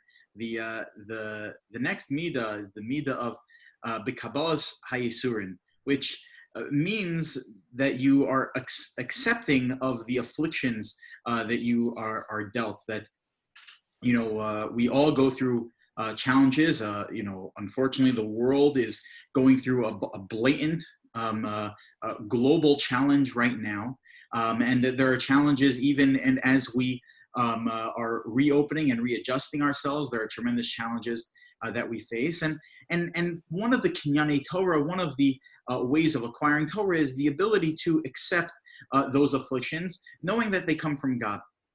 But the Medrash Shmuel takes it, really another step further, which is that, why does that make it, really basing himself on a question, which is, why does that make it something that will help me acquire Torah, become a greater Torah scholar, to become someone who the Torah has an effect on, that changes to become a better person? Why is it that accepting the afflictions around me, the challenges that are faced to me, why does that make me into a greater Torah scholar, or someone who the Torah is having a acute effect on. So the Medrash Shmuel explains, he says that maybe what this Midah is telling me is that the challenges are going to be there regardless. There's always going to be challenges. As Rabbi Gopolsky mentioned before, that if it's always so easy, that means things aren't going, that means that something's off. The challenges are going to be there. But are you able to look past the challenges in order to continue to strive and continue to grow? Ashrei hagever asher tiasrenu ya. That how great is how fortunate is the gever, the strong person who is able to be afflicted by God. Meaning that someone who's a gever is someone who's able to take the affliction, says the Medrash Shmuel, but be able to go past the afflictions so that they can continue on the trajectory of growth. And you know, when sitting in the base medrash, as I sat in the base medrash for a number of years with Rabbi Danziger, right in the same base medrash of Herschel Schechter, one of the Gedolei Yisrael, and you know, watching him learn hour after hour. And I remember one of my last years in yeshiva, unfortunately, Rav Schechter he was suffering with an issue with his eyes at that time. I'm sure Rabbi Danziger remembers, you know, vividly during that time. And it was a time where the yeshiva was davening, you know, with great strength on behalf of Rosh Yeshiva, so that Rav Schechter can have a refuah shlema. Baruch Hashem, he's doing much better now. But it was a time, it was like a year and a half where it was you know, where he almost lost his eyesight. His hearing was off. It was, but it was just every time he would walk into the base medrash, he would walk in as if there was nothing wrong. He would go sit, learn, but you could tell in his face that something was bothering him, but he would continue his schedule as if there was nothing going on. That he was able to go completely past whatever challenge it was that was affecting him, because he continued to need to be able to acquire the Torah, to be able to have that kinyan HaTorah. And now I this time has been an unbelievable experience, not just for myself, but what's so amazing about the experience we've had during this coronavirus situation. Of course, I'm not talking about the fact that so many people are sick and have died, and of course we can't forget about that. But we also need to focus on the fact that how people have thrived during this time, to be able to go beyond the acute challenge that was facing us and really to capitalize on it, to grow to even further strengths. It's an amazing thing that when I call people just to check in on them, see how they're doing, and people are great. Of course, people are missing shul, people are missing the community interaction, but people are also growing tremendously. People are trying to find and make the most out of the situation, to go beyond the issue, to be makabel the Yeshurun, the ava, that, okay, this is the situation we're in, but if this is going to be something that's more than just a situation, but something that I'm going to thrive during, I need to make the most of it. With that Kabbalas Yeshurun, you gain one of the kinyane HaTorah. Of course, I turn the mic now to Rabbi Bogopolsky.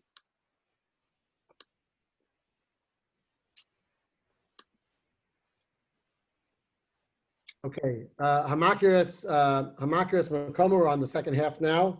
Very quickly, the second half always goes faster than the first half. And that is, what does it mean to recognize my place? We are in this world, and this world is the antechamber. This world is the way to get to the next place. The next place is Olam Haba. We're here working for that time. And we have to recognize that place, some understanding of being, is Olam Haba, the place to come. That is our true place. And as we say, this is only a transitory situation. And when we realize the inadequacies that we've unfortunately maybe wasted in this lifetime, we have to reevaluate and re-engage ourselves to think what is important in life. I think as the older we get, we sometimes have this appreciation. So in Yetz Hashem, the Shavuos time, as we're trying to build ourselves up to this kinyan, to acquire it, it's important just to take stock where we are in life, how much have we accomplished, how much more there is to get to the goal of knowing everything for the makom in the next place in the world to come. Next.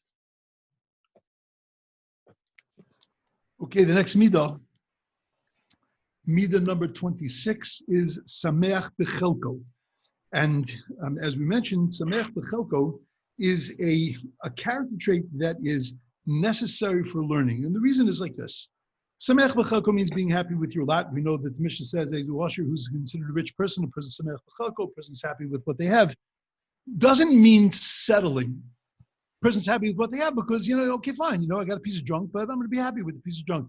It's not settling. It's not saying, okay, fine, it's what I have is not so great, but it's great.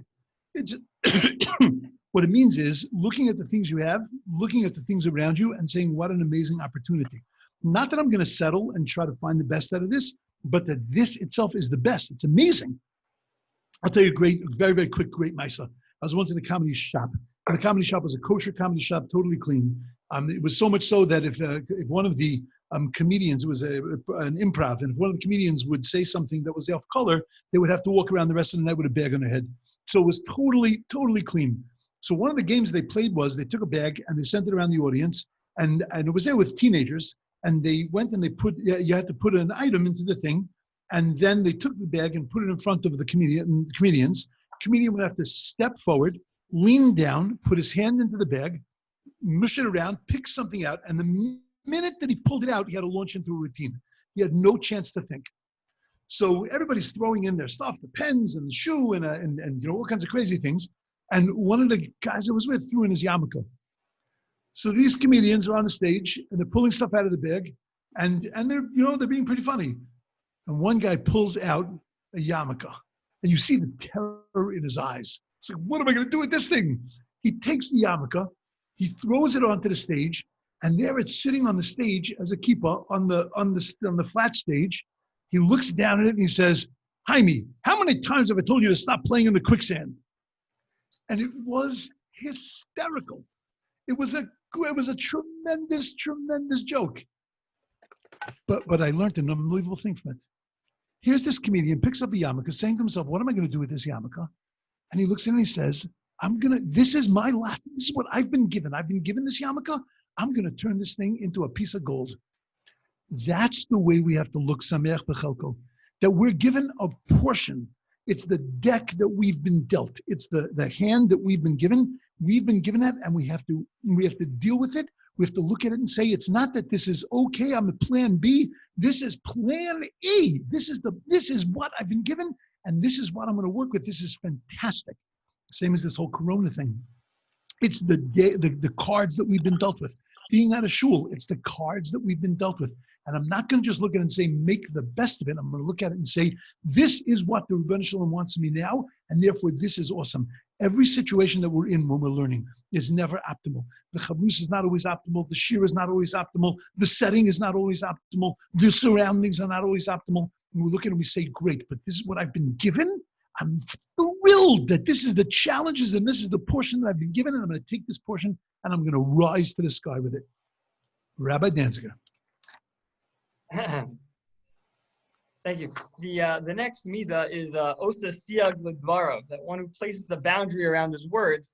And again, my siyata d'shmaya, that the Mefarshim point out that this is actually a continuation, and they actually ask as a question. So the definition, the explanation of osa siag ledvarav is to, again, it's an idea of being careful with your words, how they come out of your mouth. The person who is a kone HaTorah, someone who is a kinyan of HaTorah, is careful with the words that comes out of their mouth. They're careful, not in a keeping their mouth clean, but the way they present ideas.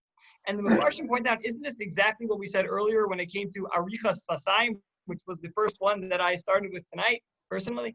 That it's about verbalizing our learning. So the Maharal explains beautifully that yes, it is very, very much related to arichas sfasayim, but it's the next step.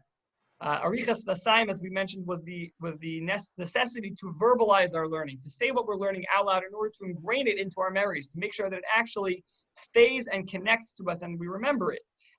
But Osa Siag Lidbarv is the next step. And as Rabbi Reich pointed out earlier, the famous idea from Reb Chaim Soloveitchik, that if you cannot explain something, if you can't verbalize it in a clear way, it means you don't fully understand it. So once one is already saying something out loud, they need to go that next level, that next step, and that is to make sure that that which we are saying is clear, is defined, that we truly understand the way, the words that are coming out of the mouth and the concepts that are going on in our minds, to make sure that we can turn it, as the Maharal adds, into action as well. Because if it starts in our mind as some amorphous idea, a concept, and then we can verbalize it, we can make it more concise and clear with our verbalization of it, then it'll translate into being able to act on it in the appropriate way, in the way that the Kadosh Baruch Hu wants. Rabbi Reich.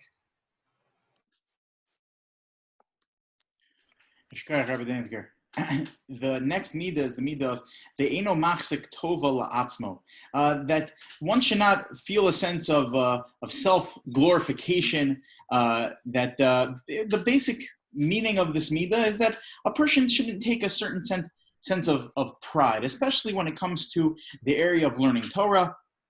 There's always more to learn, and okay, shkayach, so you learned Torah, you did what you were supposed to do. Okay, great.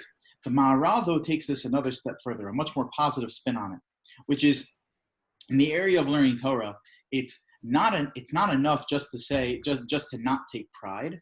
But the reason why a person can't take pride is because they should always be looking to see, what else can I learn? That a person is really never supposed to be satisfied. The Eino Machzik Tov L'Atzmo means I'm never satisfied. My father likes to remind me of what my shul rabbi, our family Rav, told me at my bar mitzvah. That at my bar mitzvah, I stood there all proud. I was able to read the Torah. We had a party, and it was, okay, great, wow, wonderful, beautiful. Okay, mazel tovs, mazel tovs.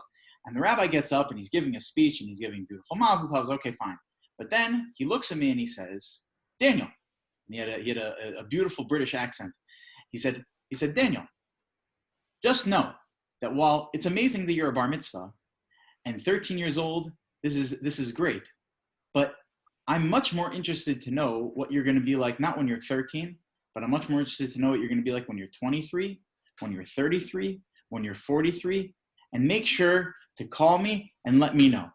Because 13, great, this is a start.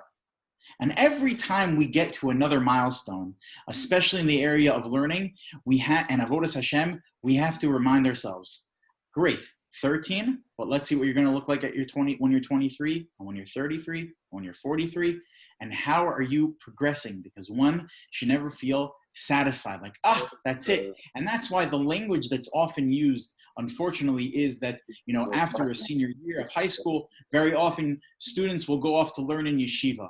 And the language that's used, unfortunately, is the language of, it's a gap year.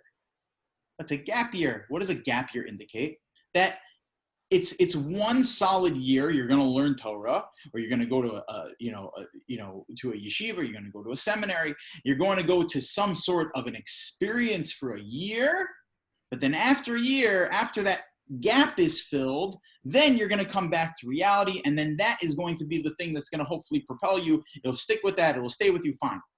But no, that's just the beginning. It's supposed to be something that you're never satisfied with. You go for a year, and then hopefully, Amir Hashem, you're going to be able to use that year as a platform to learn more, to gain more. Whether that be in yeshiva or in Eretz Yisrael, in America, or figuring out a system for yourself with the guidance of teachers and rebbeim and parents to be able to figure out that I'm not going to be stationary where I am right now, that this was not just one great experience, but this built a foundation so that I should never be satisfied, never feel as though I'm machzik tova la'atzmo. Rabbi Gopolsky. Okay, so up to Ohov. A person, Ohov is beloved. It doesn't mean that you have to, of course we have to love Torah, but it's supposed to be, you should be beloved as the object that some people see. We know that when it comes to sports figures, to stars, people look up to them, they want to be like them. And that person, you want to be like that athlete, it creates a bigger, a greater significance to the sport itself. People are drawn to the sport because of that individual. We have to develop who we are to be beloved by others, to be that role model that other people see us.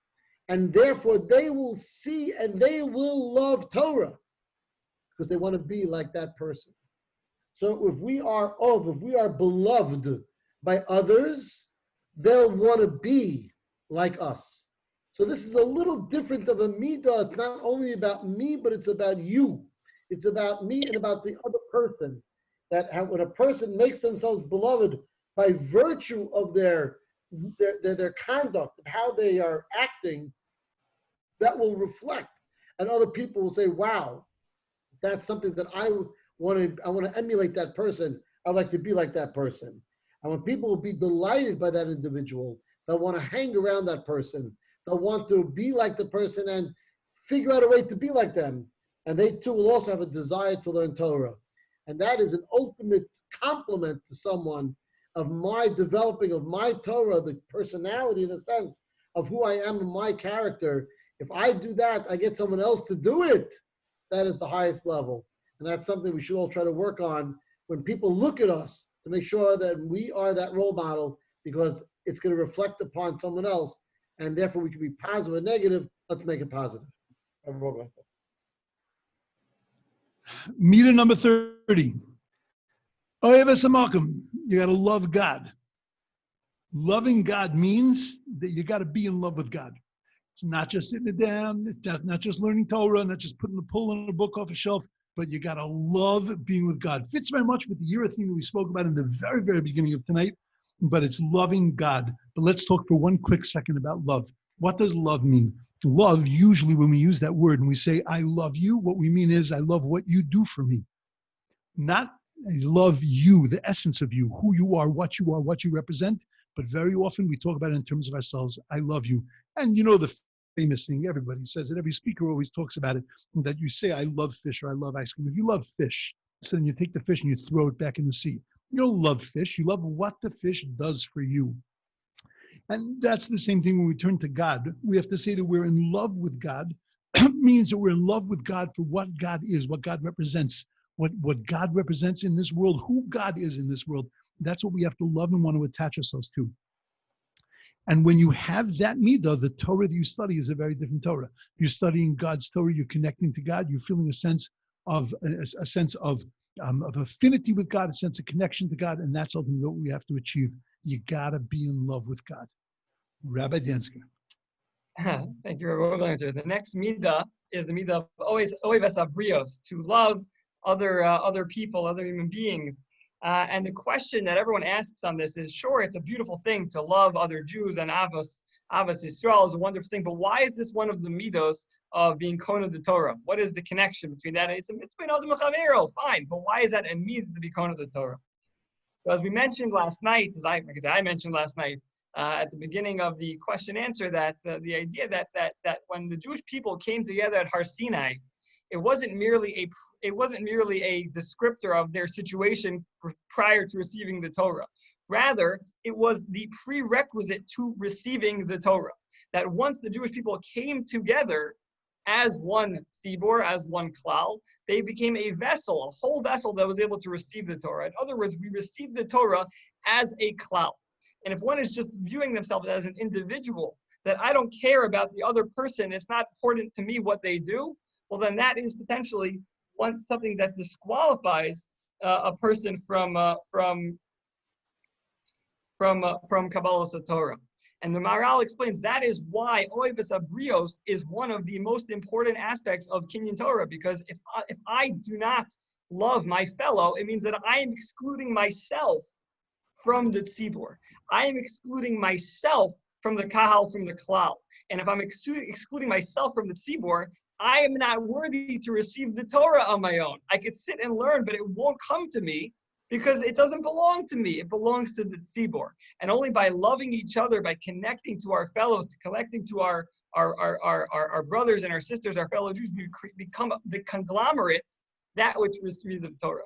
There's a famous line about Aaron HaKohen that he was Ohev Shalom. We say in Pirkei Avos, we should be from the Talmidim, the students of Aaron HaKohen. He was Ohev Shalom, Rodev Shalom, Ohev Abrios Makarben LaTorah. He loved peace, Ohev Shalom, Rodev Shalom. He pursued peace. Ohev Abrios. He loved the people and he was Makarben them to the Torah. So we view them as four different steps, right?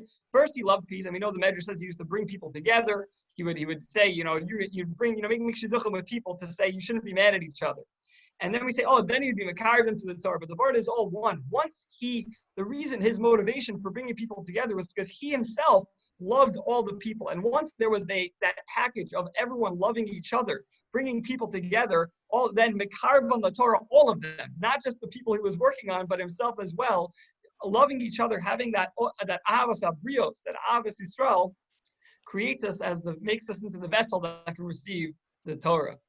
Pastor Rabbi Reich. The next midah is the midah of Oeves HaMesharim, which means loving the upright, the yashar, which the Maram al-Shakar explains that it means that, that when learning, one has to have an eye focused on what is yashar, what is true, what is honest, where I'm not taking what I want the Torah to say and supplanting it onto whatever it says in the Torah that I'm learning, but rather I'm trying to bring out the true understanding of the Torah that's in front of me. And this idea of being moda ala emes, of being yashar in our learning, of being able to be intellectually honest, is something that is critical. They tell a story about Chaim Soloveitchik in 1880 in the city of Volozhin, where at the young age of 27, his wife's grandfather, the Netziv, invited Reb Chaim to be Rosh Yeshiva in the Volozhin Yeshiva, the greatest yeshiva in all of Europe. And he had a unique style of learning. It was it was a unique type of an analysis. It was much more scientific, and people were some people of the older generation were a little bit uncomfortable with it. So what they did is that they had kind of like a tryout where Reb Chaim gave a shir, he gave a class on whatever the yeshiva was learning at the time in front of the board of the yeshiva, and through their, what their impressions were of Reb Chaim's teaching is whether or not he would be able to continue on as Rosh Yeshiva. So he's giving this class, and it is something that is everyone is sitting at the edge of their seats. They're totally enthralled by it. It's amazing. It's clear that it's not even a question he should be Rosh Yeshiva. And in the middle of the class, in the middle of giving over the shir, Reb Chaim stops for a moment, and he thinks to himself, and then he says, everything I just said, it seems as though I just realized is against a comment from the Rambam in his commentary on the Mishna in Meseches Tmuros, and then he said the shir is over. Unfortunately, I think I have to refocus my analysis. I need to look back on my notes and readjust. And he stopped the shir right at the crescendo of what he was teaching. So anyone would think at that moment that is not the way that you would want their interview to go. If you're interviewing for a super important dream job and right in the middle of your elevator pitch, you said, oh, wait, 1 second, I don't think I'm cut out for this. That's probably not, you probably would not get the job. So the board of the yeshiva met, which is a group of tremendous Talmidei Chachamim in the yeshiva in the Volozhin yeshiva. They met, and they came to the Netziv and Reb Chaim Volozhin, to Reb Chaim Soloveitchik, and they said, you got the job. Because we need a Rosh Yeshiva who's focused on the emes, who's focused on Oev es HaMesharim. Of course, we need to be moda ala emes. If we're not honest in the way we learn Torah, in the way in our avodas Hashem, so then we are going to fall short. I pass the ball to Harav Bogopolsky Shlita. Okay, we are 2/3 of the way. We're not to the last third of the 48. Oh, sorry. Okay, just listen, it's good enough. We're at the last third. Fantastic one, who likes to rebuke, okay? So just a quick two understandings of that. Number one, if a person really wants to be someone who can develop an appreciation for Torah, it's Torah's emes, Torah's truth. And therefore, if I am wrong and you want to tell me I'm wrong, I have to be big enough to accept it. I have to accept it and understand that my opinion is not necessarily correct. Obviously, if I'm talking about when I am wrong, and I'm willing to be open to that, to hear it, and to take that. If I believe Torah's emes, I also have a way to admonish someone else if they're doing the wrong thing. And again, how it's done, we are very familiar with all the concepts of how rebuke is done. But number one means that I am myself ready to accept the truth, and I should be able to give the truth when something is awry. Number one. The second is perhaps we don't use the word translated as tochach as rebuke, but maybe we could say it's more of proving something. But I'm not there to rebuke you. I'm here to prove that the Torah, what your actions are not correct. Your thinking is different. It's not right. It's not consistent with what the Torah really is about. So it's not I'm coming about from a way that I am showing that I am a balgaiva, that I am haughty, that I'm right and you're wrong. But if I could prove in a logical way that you're the way you see something is wrong, and if you could prove it to me, and I hear it, and I understand that will make a person a gadol b'Torah. A person will become greater, and that's one of the 48 ways to acquire the greatness of Torah. I remember walking there. The next midah, number 34, is misrachek min hakavod, is distancing ourselves from kavod, from honor. Kavod means, from the word kaved, heavy, that when we give kavod to somebody, we see their heaviness, we see their specialness. When we desire kavod is because we see ourselves as heavy, we see ourselves as important. In order to be able to achieve anything in learning, a person has to be maktin, a person has to make himself small in order to be able to hear everything that's going around him, learn the Torah, he has to be able to be makabel, he has to make himself like a desert, so that he is flat, he is simple, and that it's able to flow down to him. It's hard to learn if you're in the center. It's hard to learn if all you can see is you. Moshe Rabbeinu was turning to the Jewish people. He's giving them a rebuke, and he's saying to them that I couldn't give you the Torah because Hashem couldn't give you the Torah directly. You needed me to be the intermediary. And he says to them, God spoke with you face to face on the mountain in front of through the fire. I was standing between you and God at that time. To tell you the word of God. Because you were afraid of the fire. And you didn't go up to the mountain. And then it says what God said, and it gives the 10 Commandments. Our rabbis, the Baalei Musa, look at this pasuk and they say, contained in this pasuk was the entire reason why the Jewish people had a hard time hearing it from God. Because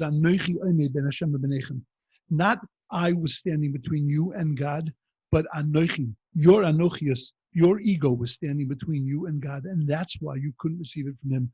When our ego, when ourselves, our sense of kavod is standing very, very big, then we can't be makabli Torah. We can't be those that are receiving the Torah. Rabbi Dansker.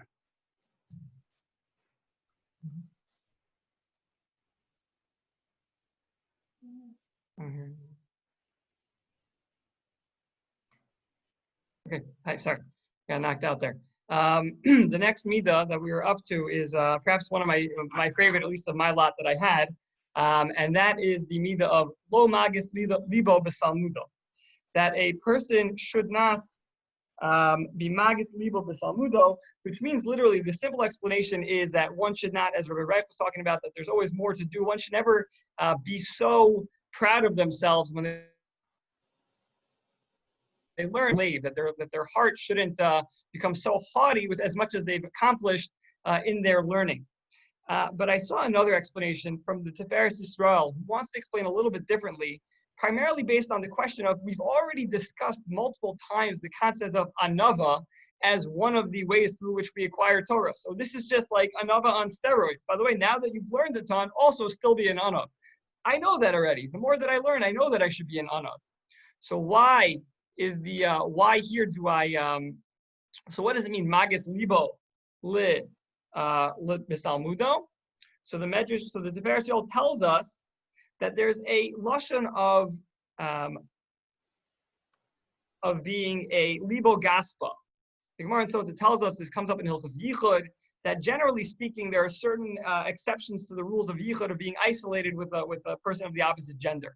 But if a person is libo gaspa, if a person is too comfortable too familiar, then many of these heterim go away.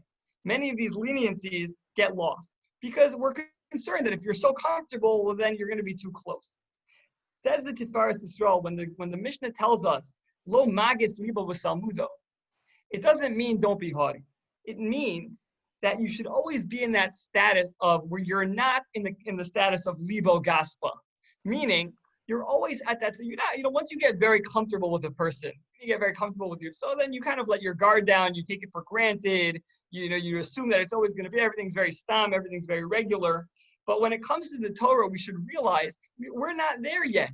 We're still in that status of almost like that dating status versus that engagement or marriage status. We're still getting to know the Torah, which means two practical applications. First of all, we should realize, as I believe Rabbi Bogopolsky pointed out earlier in the concept of Ema, that when we're learning Divrei Elokim Chaim, the words of the living God. We cannot take that for granted. Don't get too comfortable and too accustomed to our learning that we start to take it for granted what we have the opportunity and the gift to approach. But the second idea, and this is really something that really spoke to me, was that just like in the beginning of a relationship, you always have that level of curiosity. You always want to know what, when you're dating. If you remember when you were dating, you always want to know what was the other party think. What was your spouse before they were your spouse? What were they always thinking? You said, how did they react when you said this? What was going on in their mind? You were always looking for the next thing, looking curious about results, about what they were thinking, what was going on. So should be our relationship with the Torah. We should have that curiosity. What does it mean when the Gemara says this? What does it mean when Rashi says that? I heard a fantastic mashal from Rabbi Louis Wienerker, Rabbi Wogeling's brother-in-law, who was actually my 9th grade Rebbe as well. And he said when he was teaching us, as the students, he was teaching us why we need to be curious. What does it mean? Who cares what the Gemara said 2,000 years ago? What is so important? So he said, imagine you have a crush on a girl, and she writes you a letter.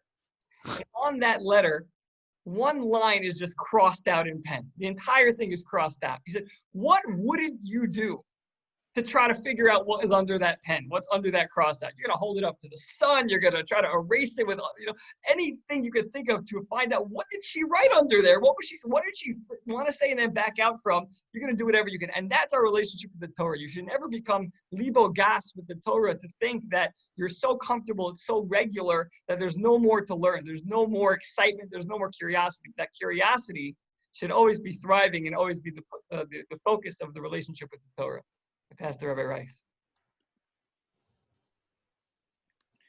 Shkayach Rabbi Danziger. And coming off the heels of Rabbi Danziger in that, that curiosity of the Torah is really is part of what makes the Torah so delicious. In that, the pasuk in Tehillim tells us, "Pegudei Hashem misamchei lev," that Torah is something that is misamchei lev. It's something that gladdens the heart, and with that curiosity, you're able to attain a true level of simcha just simply from enjoying those delicious words of Torah. But then when we get to this next midah, it becomes quite confusing because the next midah says ve'enu sameach behora. However, when a rav is issuing a psak, is telling over, giving advice or paskening a shaila, so they're not supposed to be happy about it. They're supposed to pasken the shaila and move on. So hold on, you just removed that whole quality of simcha. When a psak is being issued, when Beis Din is convening, or when someone goes to ask the Rav a shaila, to ask a question to the rabbi, so they're engaged in a type of a Talmud Torah. They're engaged in learning and studying Torah, and therefore, why shouldn't the issuing of the psak itself, the issuing of the ruling, be something that engenders a level of simcha? And the reason is because when issuing a psak, there's also an understanding that this is something that's quite serious, that you're about to affect a person's life. That it's not just simply engaging in another person in the area of Torah study, just simply for the sake of engaging in Torah study, which is the way that one can gladden their heart by doing it, but you're also dealing with someone's emotions. You're also dealing with a real human interaction. most of you, if not any of you, I don't think any of you know, but unfortunately,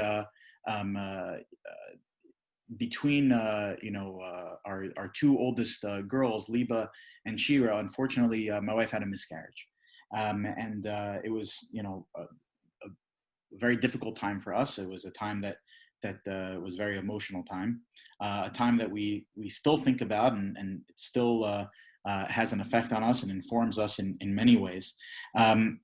And during that time, if not for the guidance of and love from family and from our Rebbeim, it could have been something that really would have had a quite severe and damaging effect on us.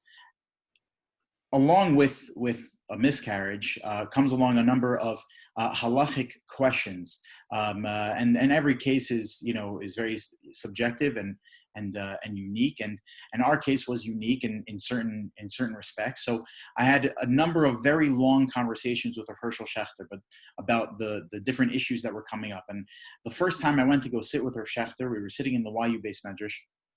And I told him I had a serious shaila for him, and he pulled me aside to a more quiet area, and I told him what happened, and right away he started crying, and then he said so so then once he composed himself, I asked him some of the shilas that came up. We engaged in it was probably somewhere between a half hour and 45-minute conversation going through all of the issues. And then once he finished issuing all of his psak, he then broke down in tears again, because he understood that although we were engaged in Torah, but that we were also engaged in a human connection.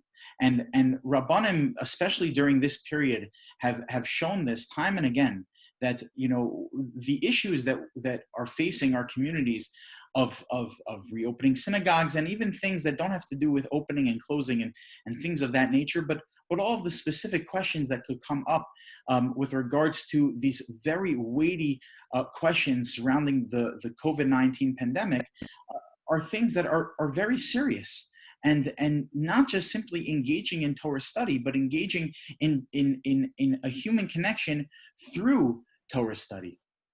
And that's what the Mishna means when it says Ve'eno sameach b'hora, that of course we have to have simcha when it comes to learning Torah, but when it comes to making that Torah practical and issuing a psak, we have to know that we are dealing with humans as well, and that has to be taken into account. Bogopolsky? Rabbi Wogelanter, do you want to go now? And we'll flip it. Okay, we'll flip it. I'll do my last one, and then I gotta run, and then if you keep going, I'll come back. I'll try to come back. Okay, go ahead. Okay, number 38. Machriel l'chapschus, that you have to be able to give the benefit of the doubt. This is critical in life in general, but it's presented to us actually in another Mishna in Pirkei Avos, where it says, "Aseh lecha rab, make for yourself a rabbi, knei lecha chaver, acquire for yourself a friend, and v'havidanas kol adam l'chapschus." You have to be able to give every person the benefit of the doubt. Because the only way to make a friend, the only way to keep a friendship, and the only way to keep a rabbi is by giving them the benefit of the doubt, because they are human beings. Human beings sometimes step out of line. And therefore, the only way is to look at them and to say, okay, there's something going on. And if there's something going on, then I can stay connected to them. I just have to realize that whatever, there's, I have to give them the benefit of the doubt. I have to look at the entire person. Look at the whole person. Look at everything he's going on in his life. Look at the entire situation. And then things look very, very different. And in that way, I can ensure that I maintain my relationship with my teacher. I maintain my relationship with my chavuzas, my study partners, my friends, and I can ultimately retain my relationship with the Torah. Rabbi Bogopolsky. Okay, so going back now I am following Rabbi Wogelanter, the other way around. No say bolim chavero, to share the burden with your fellow man. Chazal tell us, Kol Yisrael arevim zeh bazeh. Every Jew is a guarantor for each other, and everyone has to be very caring for that individual. There are many stories about Rav Moshe Feinstein Zatzal, who used to read letters for a Russian woman who lived downstairs, and letters were brought in English and in Russian they didn't understand, or the grandchildren, and he took out time very, very specifically for that. The famous story of Rabbi Ari Levine, his wife, where they foot hurt her, they both went to the doctor, and we heard the story. that he would say to the doctor, our foot hurts us, because the person felt that pain with the other individual. Really what it means here is that we know, that I know for myself, that if I have something weighty on my head, I have something that's I can't concentrate on my learning because I have some maybe a financial issue, I have some type of health issue, there's some type of communal thing that's on my shoulders. Something is taking me away. There's there's a yoke on me. I can't learn. Well, if there is kol yisrael oivim zeh b'zeh, that if I'm a guarantee for someone else, and rolling it together, so to speak. Well, when that person is having their yoke, it's my yoke also. And therefore, in order for my learning to succeed, I can't just say, hey, it's their problem. Because if I truly believe that every Jew is connected and their problem is my problem, their pain is my pain, and therefore, how could I just go ahead and learn? It's impossible. What I need to do is to feel and to share the burden of my fellow individual. And through that, I myself will grow and I'll be able to learn after I finish taking care of that. Because as of now, I can't learn. I can't develop that. But ultimately, and that's what the Yavitz tells us, that when someone helps out another individual, like I mentioned earlier, that a person becomes that role model, and the person says, wow, I would like to be like that individual. Imagine a person helps someone and realizes, wow, that's a Torah individual. That person is something very unique, that's something very special. When the majority of people, the New York Times, writes about how much plasma in New York was donated, but the majority of the entire population in New York was by Jews. Wow, people say, Mikam Israel. We would love to be a part of that people because of the way they act, because they feel like that, and it draws them closer. Ultimately, we're like Avram Avinu. Avram Avinu was the first into Kiruv.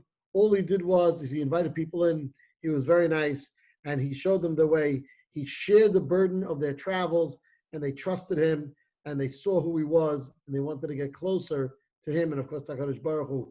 And that's how we translate into our learning. We should do that as well. Rabbi Dansger. Thank you, Rabbi Bogopolsky. It's funny how sometimes these things, they work themselves out in terms of switching the order. That the other side of the coin of arvus, of being a Ravim Zelazeh, is yes, having nosab olam chavero, but also another perspective, and that's really the next midah, and that's ma'amido ala emes, to stand up for truth. Now, standing up for truth applies really in two ways. That a person needs to recognize that if they want to acquire the Torah, they need to stand up to make sure that the Torah itself remains pristine, remains truthful, doesn't get contorted and twisted in any way. But the Lechem Shamayim makes a ding. He says ma'amido ala Torah, meaning referring to the other.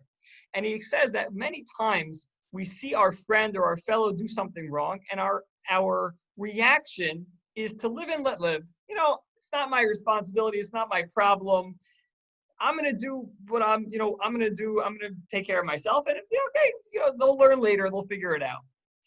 But what Ma'amido al MS teaches us is that this is a completely inappropriate response, because this creates an attitude that and how does it enable us to acquire the Torah? Again, first of all, it creates an attitude, like we mentioned before, that the Torah cannot be contorted. We cannot allow it. It's an affront to the Torah if we allow it to be twisted in that way. But in truth, I believe it's an extension of what I spoke about earlier, and that is oives abrios. We know that, when you think of the greatest sin that the Jewish people committed collectively, we should think of chet ha'egel, the sin of the golden calf. Now, if you look at the numbers involved in the chet ha'egel, and I know there's a little bit of a discrepancy between the Torah shebechsav and the Torah shebal peh, the written Torah and the oral Torah. But if you look at the numbers of the people that were punished in the sin of the golden calf, the number is 3,000. Now again, the oral Torah tells us that it was 3,000 who initiated the sin in the most direct way, and then others joined in with them. But 3,000 received the greatest punishment, which means they were really the instigators. Now, if you think about it, 3,000 sounds like a lot of people, but we know that the census at the time was over 600,000, which means that how many people actually sinned properly in the Chet HaEgel? Half of 1%. half of 1% of the Jewish people sin in a gross way, and we're all punished for every generation. So I once heard a beautiful idea from Alan Schwartz, and that is that it wasn't necessarily the fact that 3,000 people sin. It was that 99.5% of the Jewish people sat idly by as 3,000, half of 1% of their brothers, fell to the lowest depths. They weren't willing to get their feet a little bit dirty by trudging into the mud to pull their fellows out. And that's the midah of ma'amido ala emes, to stand up and say, I can't live and let live because I love you. I love you as my fellow Jew, and I need to pull you out of the mud. I need to make sure that you're going to do the right thing as well. And by doing that, again, it creates a perspective from our own perspective that the Torah can't be contorted, but it creates a general kinyan HaTorah for all the people. It enables us to be part of the tzibur to receive the Torah as well. And one last diuk that I heard from Rabbi Aryeh Leibowitz, it's that it's ma'amido ala Torah, and not ma'amido ala emes, and not miyashbo, or morido ala emes. It's ma'amido, to stand them up. A person can rebuke somebody in a way that knocks them down and knocks the wind out of them. But the Mishna is teaching us, if you want to properly do it, you need to stand them up. You need to explain to them and say, look, I know the mistake you made, but I know you can do better, and we can do better together. And by doing that, if a person's ma'amido ala emes, it's another way to be kona the Torah as well. Rabbi Reich. The next midah, which Reb Chaim Volozhiner says goes one right into the next, from ma'amido ala emes, from establishing one to emes, to truth, going into ma'amido ala shalom, directing people to peace. Where and says Reb Chaim Volozhiner that emes is something that is part and parcel of the Torah. Emes is the Torah. There's an amazing opinion of the Marshal that's brought in his work, the Yamshel Shlomo on Maseches Bava Kama, that we know that there are 3 sins that I would have to give my life before committing: idolatry, promiscuity, and murder. Says the Marshal and the Yamshel Shlomo that in addition to idolatry, another sin that I would have to give my life before committing would be ziyuf HaTorah, which would be to distort the Torah, to distort the emes, which is basically a subset of avodah zarah. It's idolatry. But says Reb Chaim Volozhiner that potentially even more important than that is ma'amido ala shalom, which is to direct people to peace, as Rabbi Danziger pointed out before, that havim talmidim shel Aaron HaKohen, that we have to be of the students of Aaron HaKohen, oiv shalom, v'rodev shalom, always habiros, u'mekavrin the Torah, that the Medrash Shmuel explains over there in the first parak of Pirkei Avos, that it's a step-by-step process, that once I bring peace to people and I bring people together, so then, and I love people, so then that is the way to bring them closer to the Torah. So then what is so great then about shalom, as about peace, as the Mishna tells us, the very last Mishna in all of Shas tells us that ein kli machse bracha ela shalom, that the cup that can contain peace, that can contain bracha, that can contain blessing, is the cup of shalom, is the cup of peace. What's so important about peace? Peace creates tranquility. When people have tranquility in their lives, when people have that sense of wholeness in their lives, so then everything else can come as a result of that. That once someone feels tranquil, that someone feels at peace, so then that is a way to, now that I can start filling that cup, I can start filling who I am with all of this tremendous bracha. And I can start filling myself with emes. I can start filling myself with all of these midos we said before.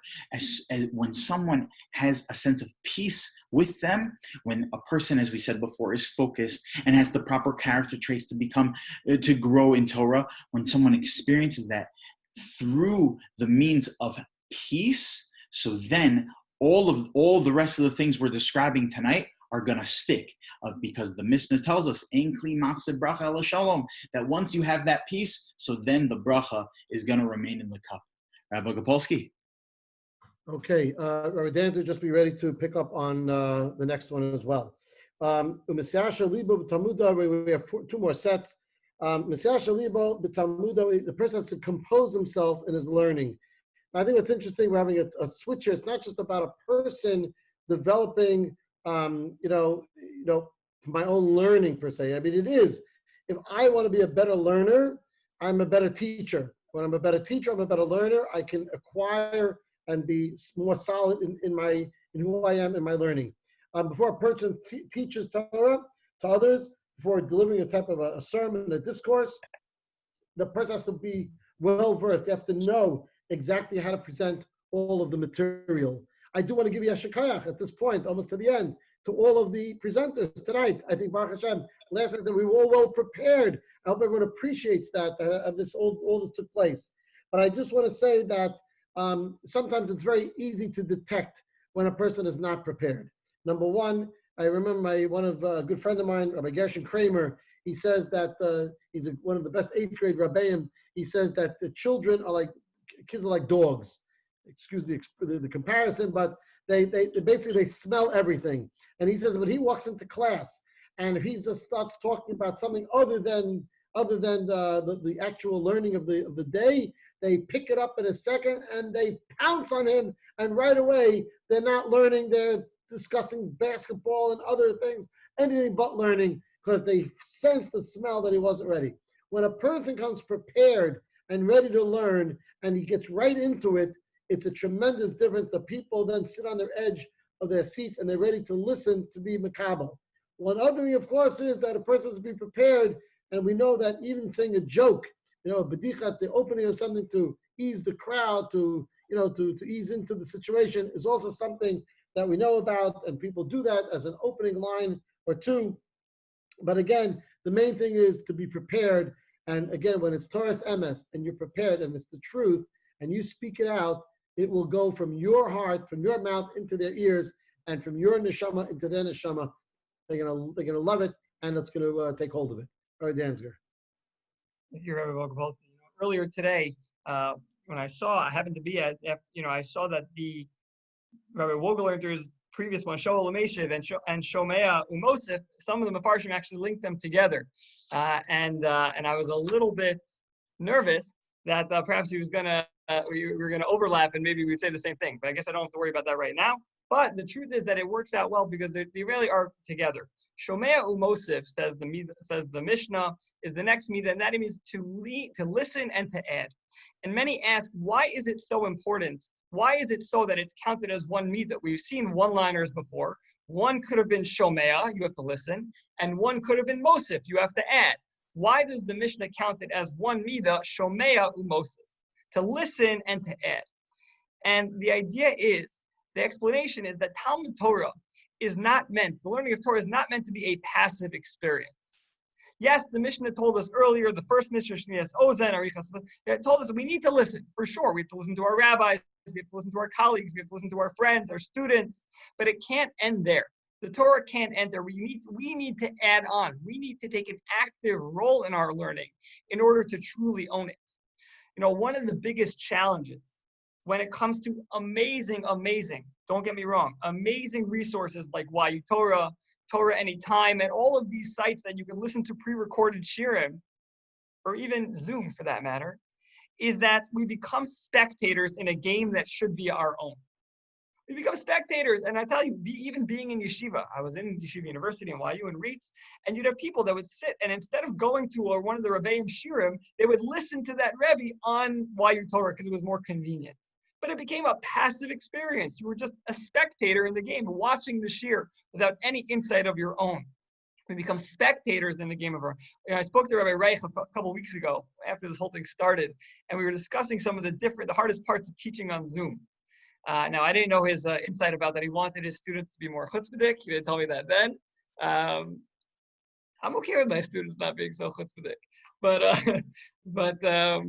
what we did speak about was one of the hardest parts is that everyone, by definition, because we have to mute everyone so that we can hear and that everyone can hear, it makes it such a passive experience for everyone else. I truly miss sitting around the table, with a bunch of people in the shul, and that'll hear what I have to say, and pounce on me and tell me 5 different reasons why what I'm saying doesn't make sense and how it could be sharper and how it could be better and this would make more sense, and we'd argue it out. And that's amazing because that's what Torah is really supposed to be. Shomea umosif. You listen and you add. That's what it's an active experience. It's supposed to be a back and forth. And again, Baruch Hashem, don't get me wrong. We have yutorah.org. We have Torah Anytime. And Baruch Hashem for Zoom that we're able to do this. But we shouldn't forget that the key element is Shomea, to listen, but it doesn't end there, to be Mosif.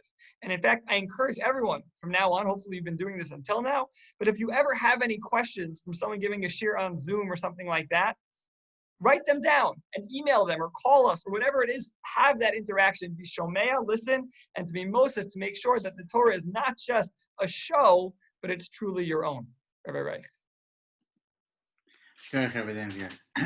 The and coming off the heels of being Shomea Umosif, that through engaging in the learning, as Rabbi Dansker mentioned and explained so beautifully, that then you're able to be Mosif, because then you're able to have that back and forth, that interaction, which really is maybe the reason why it goes right into the next midah, which is Halom Lamed, that we have to be able to learn in order so that we can teach, in order so that we can give it over, that there should be an overflow of enthusiasm in our learning, that our learning is not just something that is unilateral, that I'm learning, but something that I learn, but then I take and I bring it out in order so that I can have that back and forth, in order so I can have that engagement, and through that, it increases my learning. But the importance of also learning to the point where you're able to teach it is a way to inform yourself just how well you know it. Because if you know it so well that you're able to explain it to anybody, then that means you acquired that area of the Torah. You made that kinyan HaTorah. You were lomed al menas lalamed in order to teach it. But why is it so important that there has to be this overflow of enthusiasm in our learning? That why is it so important that I need to be able to give over my learning to others? So I think it really just gets to the heart and core of the question, which is, why is it so important to learn? We know, of course, it's important to learn because you're engaging with God. And we had this entire evening dedicated to making our learning successful. That's what this whole evening was dedicated to, which is how are each and every one of us able to make our learning successful. But aside for the simple unilateral reason, which is that I need to be able to engage with God because that is going to better, my relationship with Him. But why is it so critical that we spend so much time trying to analyze how I can make it even better? But why is it important in the first place? So there's a very critical Rambam that explains this perfectly. And the Rambam is commenting on the Mishnah that many of us are familiar with, the first Mishnah in Maseches Peah. The Mishnah says, Elu dvarim sha'adam ochel peruseim ba'olam hazeh, v'hakeren kayemes lo le'olam haba. The Mishnah lists a few mitzvos that a person does in this world that you'll be able to not just get reward in the world to come, which we know that we are guaranteed, as we mentioned before from the Arizal, that if someone truly believes that, then they're going to approach every mitzvah with enthusiasm because you're going to end up being rewarded by God. But that reward, generally speaking, comes in the world to come. We don't really understand how it comes exactly. Maybe sometimes some of it comes in this world, it comes in the next world. It's going to come to us. However, there are some mitzvahs that we know we get to double dip, that we get mitzvahs that we get reward both in the world to come, but also we get the benefits of it in this world. We get to experience the benefit of those mitzvahs in this world. So what's on the list? The list is kibud avim, honoring your parents, gemilus chasadim, doing acts of kindness, haval shalom ben adam lechavero, doing acts to bring peace between people, which are all tremendous, important things. And when the Mishnah says we do those three things, then you're going to get reward not just in the next world, but also in this world. And then the Mishnah says, the Talmud Torah keneged kulam. However, learning Torah is tantamount to all of them. That sitting above all the rest of all the mitzvahs that you get reward not just in the next world, but also in this world, is learning Torah. What is the connection? That we just listed those 3 mitzvos, which are really just interpersonal mitzvos: honoring your parents, doing things for your parents, doing things for other people, acts of kindness, neighborly things. Like, those are all very nice things of being a good member of society. So then why is it that Talmud Torah, learning Torah, which is something I do in a base medrash, something that I do in a Zoom, TIKUN, LEIL, EREV, SHULS, it's not something that has this sort of human connection to it, that like honoring your parents or helping out another person? So why is Talmud Torah sitting above all the rest? So the Rambam explains, well, what is it that is the reward that you get for Hibur Avim, for doing acts of kindness, for bringing peace in this world? What's the reward that you get? Of course, we know you get reward in the world to come, but what's the reward you're going to get in this world? So the Rambam says, right in his Parashat Mishnah, right over there, explaining the Mishnah, he says, the reward is that you get to live in a better world. Every time you honor your parents, every time you help out a neighbor, every time you make peace between people, you know what your reward is for that? Aside for the fact that God is going to give you reward in the world to come. But you know what your reward is for that in this world? The fact that now you get to live in a better world.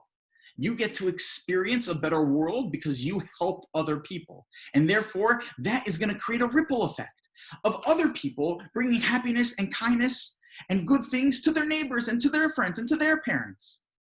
And it becomes this ripple effect, this domino effect of when you do good, others will do good. And you now get to live in that better world. That's your reward. How am I supposed to know what's the right thing to do and the wrong thing to do? How am I supposed to know? How am I supposed to be able to build that sense of morality, to know what are the things that are the good things to do?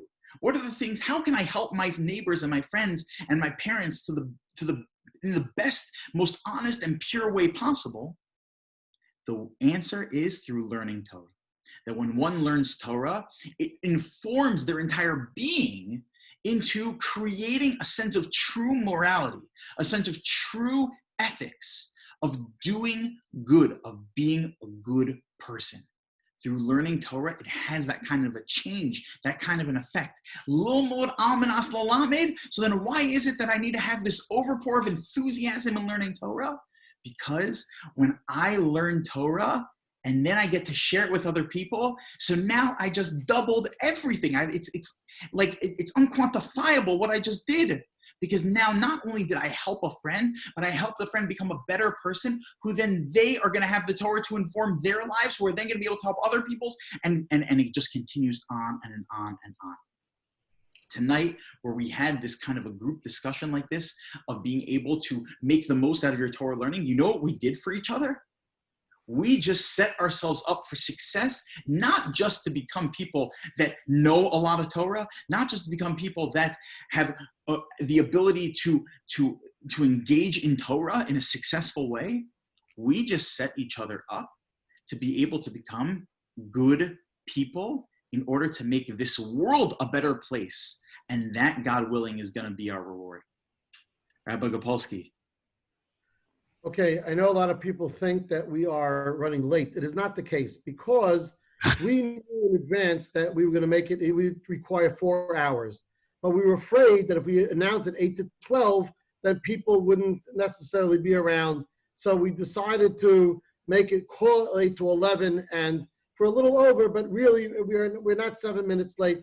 We're still within the well of the hour itself to finish up. Halomet Almanas Lasos, number 45. Rabbi Wein Yibad L'chaim, Rabbi Shiva tells a story that it was there was an 8th grader boy came in for his test for the yeshiva for his entrance exam, and he did very fine on the exam. And the boy was a little precocious, and he asked Rabbi Wein, he says, and by the way, he says, what mesechta, what tractate of the Talmud are we learning next year?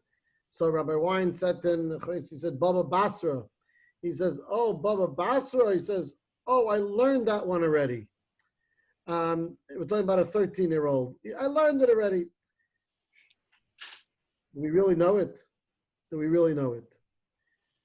Sometimes we learn so many things. There's so much to learn. But what is the purpose of learning? What is our goal? What is the purpose of learning? There is a concept of learning for the sake of learning, but it's really almanas lasos, to be able to perform the mitzvahs, to do them. We said nasa v'nishma. True, we're going to do them, but we have to know what we're doing when we're going to do them. And therefore, sometimes a person has to study in order to practice. But it's not a one-time deal. That the Tiferes Yisrael explains that you have to continue to study, you have to continue to learn over and over again in order to remember the practical application of the halacha of how we do those particular mitzvahs and make certain that we do those mitzvahs perfectly. And whether we've taken an English book about the laws of Shabbos, whether we've learned the laws in English book in the laws of Lashon Hara. Hami says, I read it. Do I really remember all the laws of Lashon Hara because I read the Chavetz Chaim's book? No, I don't. Do I remember all the laws of Bishul, of how to cook on Shabbos in Shin Yud Ches because I learned it one time? I don't. And believe me, there's a lot of things we don't know. And we have to remind ourselves. And therefore, that's why the direction, the mandate is, in order to become great in Torah, you have to chazer. The great Reb Chaim Shmuel Levitz, the Rosh Yeshiva of the Mir Yeshiva, used to say in Yiddish, "In nishke chazer, nishke learned." If a person didn't review, it's as if he never learned it in the first place. Because I know myself, if I don't review it, I forget it. And it's exactly it, like I never learned it in the first place. So there's a time of commitment of learning things for the first time, and then there's also a special time that's to be reserved for review, for chazara, of going back to those things that we learned already, and not to say, oh, I learned it already, and now I'm an expert in it. Now I know it clear, I know it perfectly. I don't think so. I know myself, it's not that way. I don't know if anyone is that way. So in the Mishna, when it says to really acquire Torah, to really know it, if the purpose is to do it, in order to do that, we have to keep on practicing it. All right, Dansker. Thank you, Rabbi Bogopolsky. So the Wait, next. I'm back. Oh, perfect timing. Sorry. Rabbi Ezra will be quick. I had I think did we skip over mine? Skip over one.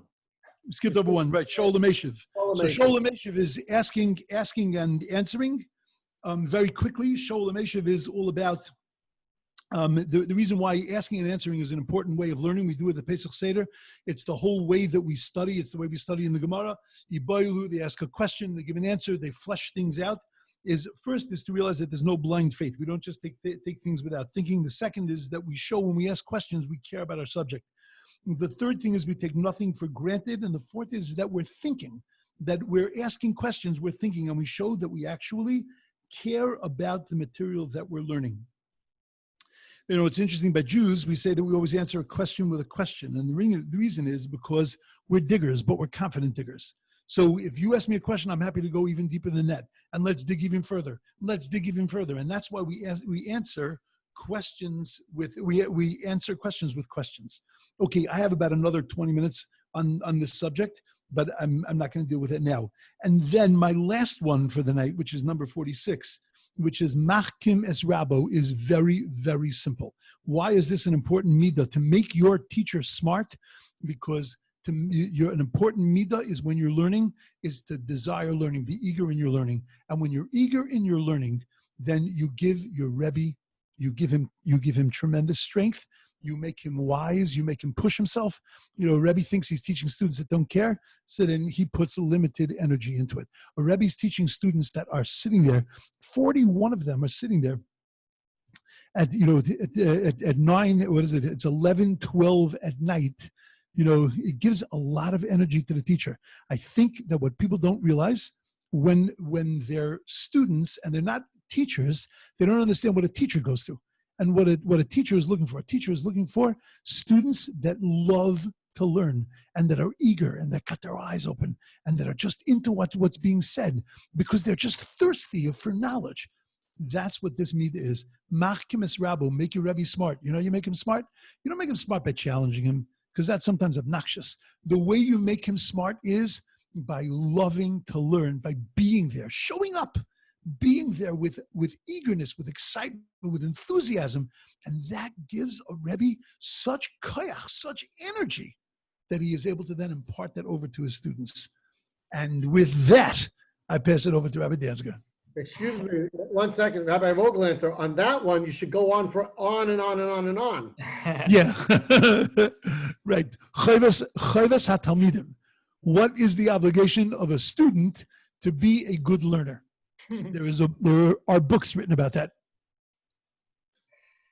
So the next, thank you, Rabbi Vogelanter. The next midam, again, my last for the night, is mechavein es shmuel, so that one should direct. The shmuel doesn't mean listening necessarily, but shmuel also meaning they're learning. They should direct their learning. And I think this is, what we related to what I said in the last one about Shomea Umosif, that there are certain pitfalls that one could fall into when it comes to their learning. In Shomea Umosif, we said being too passive is one pitfall that one could have, if you don't take an active role in the learning. But a second one is if one is not mechavein es shmuaso, meaning one takes the learning on a superficial face value without a deeper understanding. Meaning it's a terrible mistake because sometimes we say, I get it. I get it. You know what? Again, in terms of how memory works, you might think you get it now, but in a week from now, you're not going to remember a word of what you learned because you never actually fully were machavin to fully understand, and it was a deeper understanding of that which you were trying to accomplish.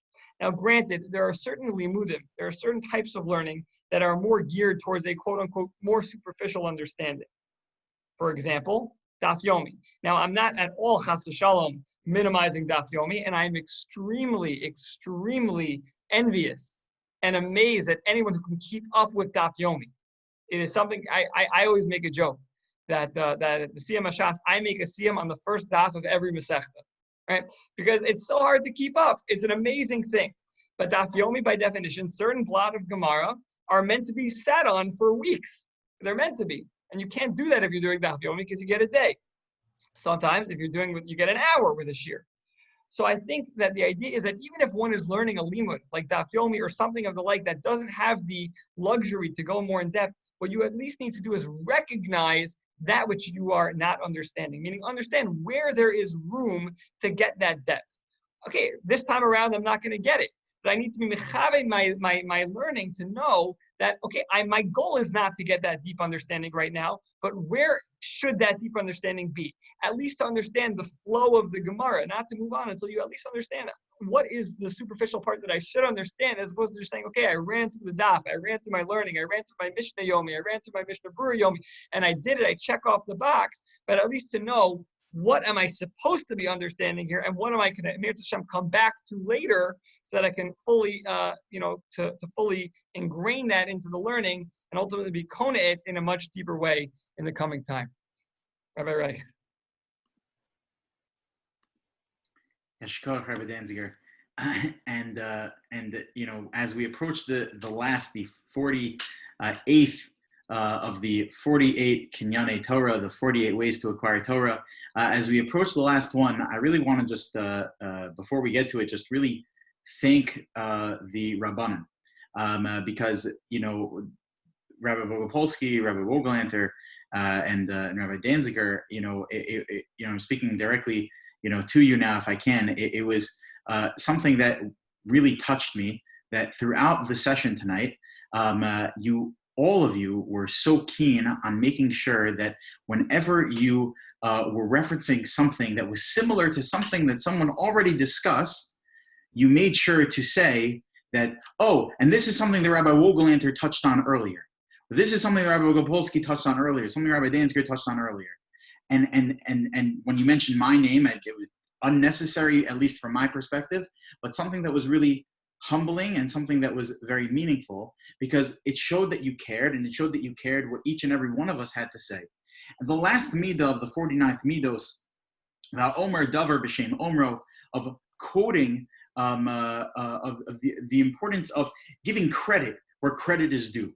Of quoting other people if an idea was already shared, to be able to share it, and pass it forward, but in that person's name, to give credit to the original source. And the Mishnah continues, it says, Halamada shekol ha'omer davar b'shem omro, that this is to teach us that anyone who gives credit where credit is due for a certain Torah idea. Mevi geula la'olam is going to bring the final redemption to the world. Why is that? Why is it that when you give credit where credit is due in the area of learning Torah, that is the way that we're going to bring Mashiach? So we know that we are finishing off this time period of Sphira, and during this time period of Sphira, as Rabbi Wogelanter mentioned earlier, the 12,000 pairs of students, the 24,000 students of Rabbi Akiva perished. The Gemara tells us in Maseches Yevamos on Daf Samach Beis, Mipnei shelo nagu kavod zeh bezeh, because they did not honor one another, they did not give respect to each other's opinions. That, okay, so you're saying Torah, okay, good for you, but I have Torah to say also. No, I need to be able to listen to what you're saying, because you probably have something very, very good to say. You have something that's valuable. You have something that I can engage with. You have something that I could potentially share with other people. I need to be able to pay attention and respect what you're saying. And through that, it creates a tremendous amount of ava, a tremendous amount of love. Through that love, that is the greatest TIKUN. That's the greatest fix for the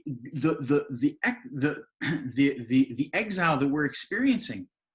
The galus that we're experiencing is one that's rooted in a sinas chinam, as the Gemara in Yuma tells us, that the destruction of the temple came as a result of the fact that we may have done good things for one another. People, we were involved in mitzvos, we were from Jews, but at the end of the day, did we really care about one another? No. Whatever. We each did our own thing. Did we really respect one another? No. We each did our own thing.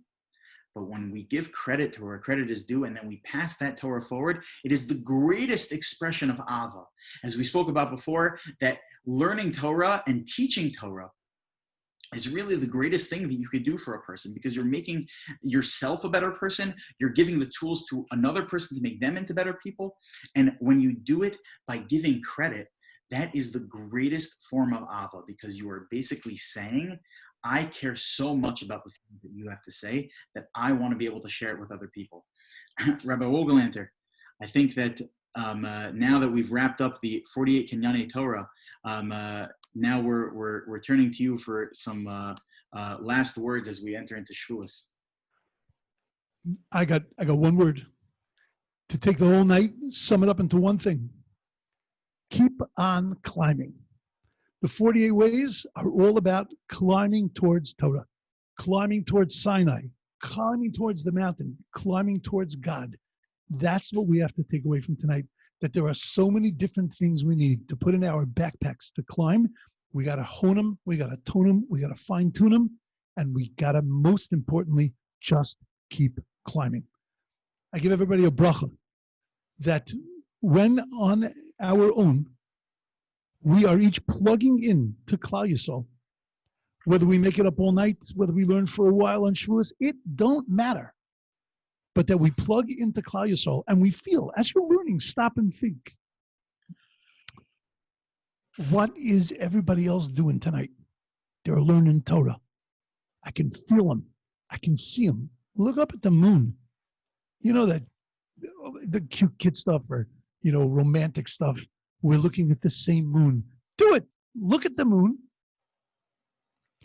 and realize everybody's looking at the same moon. Everybody's in the same world. Everybody's doing the same thing Shavuos night. They're learning Torah and they're climbing closer to God. And that's what we have to feel on Shavuos, that as we read the 10 Commandments on Shavuos morning, as we read them to ourselves, we have to feel like we're standing at the foot of Mount Sinai, with every single Jew in our neighborhood, with every single Jew in our city, with every single Jew in the world, and that we're standing at the foot of the mountain, and that we're getting ready for another year of growth, another year of climbing, and another year of going step by step, rung by rung, closer to the master of the universe. We should have a beautiful Kabbalas HaTorah, a beautiful receiving of Torah. It should be an amazing Yontif, and the Mirz Hashem, Moitzi Yontif, Sunday, Isru Chag. We should have the incredible joy and the incredible simcha of davening once again with a minyan and seeing each other and davening again with each other. No touching, but having an incredible experience of being able to start to rebuild our communities in the most magnificent way. Thank you all for participating. It is amazing. There's still 40 participants by the end of the night. It's really amazing. Just a couple of statistics. There was 73 at the height. There were, with different people that were coming in and out, there were 79 throughout the evening. And it's just amazing and beautiful and wonderful to see the two communities coming together.